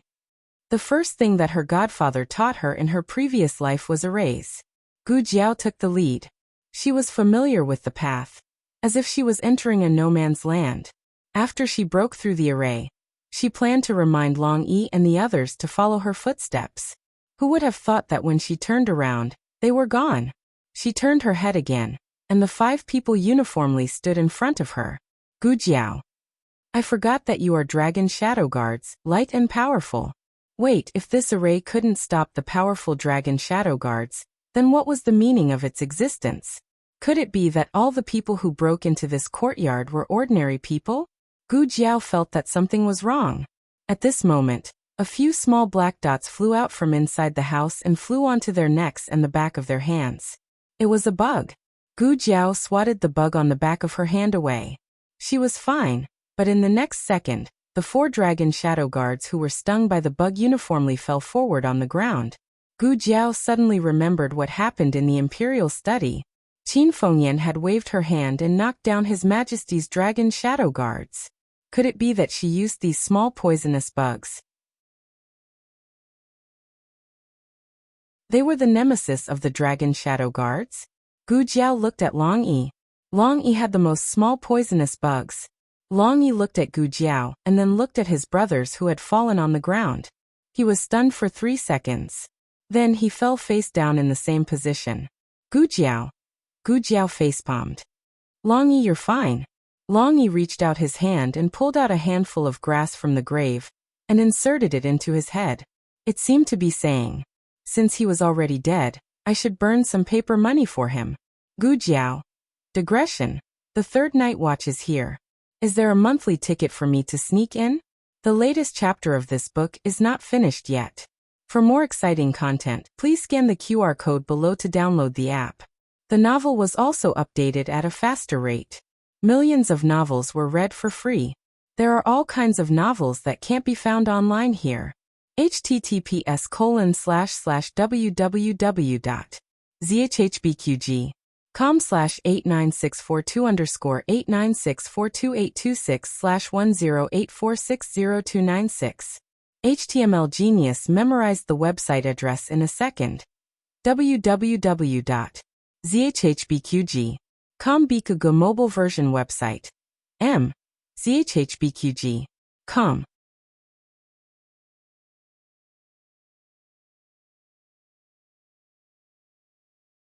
Chapter 584. The latest chapter of this book is not finished yet.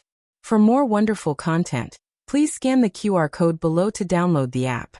Novels are updated even faster. Millions of novels are free to read. Novels with connotations that can't be found online are all here. They're not dead. They were clearly still breathing. Gu Jiao didn't know what to say. Princess Xinyang had it hard.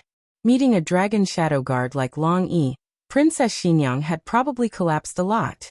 The little poisonous insects on Long Yi's body couldn't do anything to Long Yi, and they were all crushed to death by Long Yi.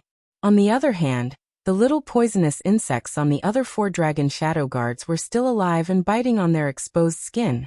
Gu Jiao squatted down and pinched the little poisonous insect on the neck of a dragon shadow guard. Who would have thought that when the black little poisonous insect came down, The poisonous stinger was broken in the flesh. It seemed that she had to let these little poisonous insects pull out the stinger themselves. Okay, she had the all-purpose essential balm. Gu Jiao took out a bottle of essential balm from her bosom and dripped it on the rest of the little poisonous bugs. As expected, these bugs instantly became dizzy from the smell and fell from the dragon shadow guard's body with a clatter. The wound on the neck of the first dragon shadow guard also had to be treated in time. There were no tweezers here, so Gu Jiao could only use the concealed silver needles she carried with her to open the wound and pick out the poisonous stinger. Finally, Gu Jiao applied a bit of wound medicine on him. During the whole process, Gu Jiao didn't take any defensive measures, but these insects didn't bite her. Combined with Qin Fengyan's experience of carrying poisonous insects on her body, they might only bite death soldiers. But Long Yi was also a death soldier, so why didn't they bite him? Knowing that his brothers were fine, Long Yi didn't continue to pretend to be dead. He didn't know if it was because he adhered to the principle of enjoying blessings and suffering together, but he sat cross-legged on the ground and grabbed a little poisonous insect and threw it on the back of his hand. He threw it again and again. He felt that the insects were all dizzy from his throwing. Gu Jiao took out an empty small porcelain bottle, caught a few poisonous insects, and put them in, bringing them home to study. The 4 dragon shadow guards sat against the wall. This kind of poisonous insect was too powerful for them, so they needed some time to recover. Gu Jiao went inside to look for the medicine, and let Long Yi stay here to guard. The courtyard was not big, and there were only 4 rooms in total. Gu Jiao searched through them one by one, and found a row of medicine shelves in the second last room. There were a lot of medicinal materials for external injuries on the shelf, such as Jinchuang ointment, hemostasis pills, and meridian deblocking pills. However, these were not the medicines that Gu Jiao was looking for. Finally, Gu Jiao saw more than 10 inconspicuous bottles and jars on a shelf at the bottom of the room. She couldn't recognize the contents of the jars. Which one is the antidote? Forget it, let's take it back first. Gu Jiao took out the gunny sack. Excluding the medicine for external injuries that she could identify, she put the rest into the gunny sack. Qin Chuyu was still waiting for the antidote, so Gu Jiao didn't search for anything else. Otherwise, with her temperament, she would have emptied the manor. To be on the safe side, Gu Jiao went to the last room and searched. After making sure that she didn't miss a single bottle of medicine, she returned to the corridor. The 4 dragon shadow guards hadn't been poisoned for a long time, so their lives weren't in danger. At this moment, the 4 of them were already able to stand up and use some of their skills. Let's go, Gu Jiao said to them. Long Yi grabbed Gu Jiao and used his qinggong to rush out of the courtyard. The other 4 people were still poisoned and could only use 30 to 40% of their qinggong. But it was enough for them to get out of this small courtyard. The next step was to leave this place and quickly return to the capital. The sky was dark and there were no stars and no moon. The cold wind of the second month's night wasn't as biting cold as the bitter winter, but it was still bone-cracking cold. The guards at night were clearly much stricter than at dusk. There were 10 people in a group, 1 imperial bodyguard and 9 dragon shadow guards patrolling back and forth in the main passages of the manor. The 100 dragon shadow guards mentioned by Princess Xinyang didn't mean that there were only 100 people in the manor. Counting the normal imperial bodyguards and the leader, she estimated that there were no less than 200 people. Gu Jiao and Long Yi carefully avoided the patrolling people of Yin country. Step by step, they approached the southern wall of the manor. Just a moment ago, they had entered from this place. This place was the closest to the official road, so it was the easiest to evacuate. Everything was going smoothly, but no one had expected that halfway, a wild cat would suddenly appear. This was an unexpected situation. No one had expected to encounter a wild cat. Xiaoheng was afraid of cats. Therefore Long Yi instinctively hated cats. When he released his aura, that wild cat was so scared that it meowed and fell from the top of the wall, smashing into a withered branch. The withered branch issued a very slight crisp sound. For the dragon shadow guards with their amazing hearing, this was a very big movement. There's someone over there. An unfamiliar voice bellowed. Immediately afterwards, A whole row of ice-cold arrows mixed with hidden weapons covered the sky and covered the earth.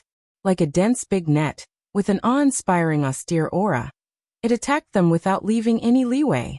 This was the first time that Gu Jiao had experienced the attack of the people of Yan country. It had to be said that first of all, their attack and strategy were different from ordinary armies. Gu Jiao pulled out her red tasseled spear. Supporting the spear head on the ground, she jumped up and jumped on top of the arrow net, avoiding this wave of attack. And as for Long Yi, he shook his arms and shot out internal force, shaking off the 4 people beside him. After that, he also jumped high up in the sky, and stepping on the arrows flying in the air, he directly flew towards that wave of archery patrol. With a caw sound, he twisted the neck of the leading imperial bodyguard. Gu Jiao understood and said to the 4 dragon shadow guards who were still poisoned, "Let's go." The 4 of them were unwilling to leave their boss behind. Gu Jiao threw them one by one. Because the 4 of them were poisoned, their condition was not good, so they really threw them to Gu Jiao. Gu Jiao. The feeling of throwing the dragon shadow guards is too good. The movement here alarmed the imperial bodyguards in the manor, and more dragon shadow guards rushed over. After Gu Jiao threw the last dragon shadow guard of Princess Xinyang over, she quickly jumped up the wall. But the moment she jumped down, a thin rope suddenly stretched out behind her and wrapped around her waist. With a "so," she was pulled back to the manor and fell heavily on the ground. Gu Jiao wanted to protect the medicine on her body, so she was unable to properly protect herself. This fall was not light. Gu Jiao let out a muffled groan. The owner of the rope still did not let go. He suddenly increased his strength and pulled Gu Jiao back. Gu Jiao picked up the red tasseled spear on the ground. With her bare hands, she took off the white cloth wrapped around the spear. She turned over and knelt on one knee. Holding the red tasseled spear, she fiercely slashed. With a paw sound, the thin rope was mercilessly cut off by the red tasseled spear. The imperial bodyguard who was holding the rope suddenly lost his grip and fell back to the ground. The youth knelt on one knee, wearing a coquettish peacock mask. The pair of eyes that were exposed were as fierce as the god of deaths. Not far away, a man from the Yin kingdom who saw this scene was suddenly stunned. His gaze fell on the wolf-like youth. He was shocked by the youth's skills and murderous aura. His agility was secondary. Such talented youths could be found everywhere in the Yin kingdom. But his gaze and aura were different from those he had seen before. And his red tasseled spear. The red tasseled spear had a big red flower pasted on it by the little Jing Kong. And his hair was braided. To be honest, one could not tell anything from a glance. He wanted to take a second look, but the youth was taken away by the powerful death warrior. Or perhaps it should be said that he was taken away. "General." An imperial bodyguard cupped his hands and said, "I'm incompetent to let him break into the manor." The man from the Yin kingdom said, "Send someone to chase after him. Also, check if there's anything missing in the manor." Yes. The imperial bodyguard ordered 2 groups of people to act separately. The man from the Yin kingdom looked in the direction of the youth's departure, and did not come back to his senses for a long time. A counselor came over. "General, what are you looking at?" The man from the Yin kingdom used his eyes to indicate the direction of the courtyard wall. "Did you see that youth just now? Don't you think he's a little familiar?" "Familiar?" The counselor said. "No, he was wearing a mask. I didn't see his face clearly." The man from the Yin kingdom said thoughtfully, "It's not his appearance. It's that murderous aura." The youth did not make many moves, and there was not a bloody scene. But someone with a natural aura was different from others when he made a move. The counselor smiled and said, "That youth is just so. He's not very powerful. There are many people like him in the Yin kingdom." The man from the Yin kingdom frowned. "I thought he was familiar. Is it his gaze? Or is it related to his weapon?" The counselor asked. "General, are you referring to that long spear?" The man from the Yin kingdom murmured. "It's not an ordinary long spear. It's a red tasseled spear. It's a bit like Xianyuan Li's divine weapon." "Xianyuan Li." The counselor smiled. "Xianyuan Li's red tasseled spear is indeed in the Zhao kingdom. It's not strange if you saw it. General, Don't tell me you thought you saw Xianyuan Li's descendant just now? The man from the Yin Kingdom sighed. I thought too much. The men of the Xianyuan family have all been killed. Even the babies in swaddling clothes were not spared. It's impossible for there to be a descendant left in the world. The latest chapter of this book is not finished yet. For more exciting content, please scan the QR code below to download the app. The novel is more complete and updated faster. Millions of novels are free to read. There are novels with connotations that can't be found on the internet here. https://www.zhbqg.com/89642_896422826/1084465881. HTML Genius remembered the website address in 1 second. www.zhbqg.com Bikago mobile reading website. zhbqg.com. You're tuning in to the Earbook Haven YouTube channel. Don't forget to subscribe and join us on this journey to catch the most captivating stories.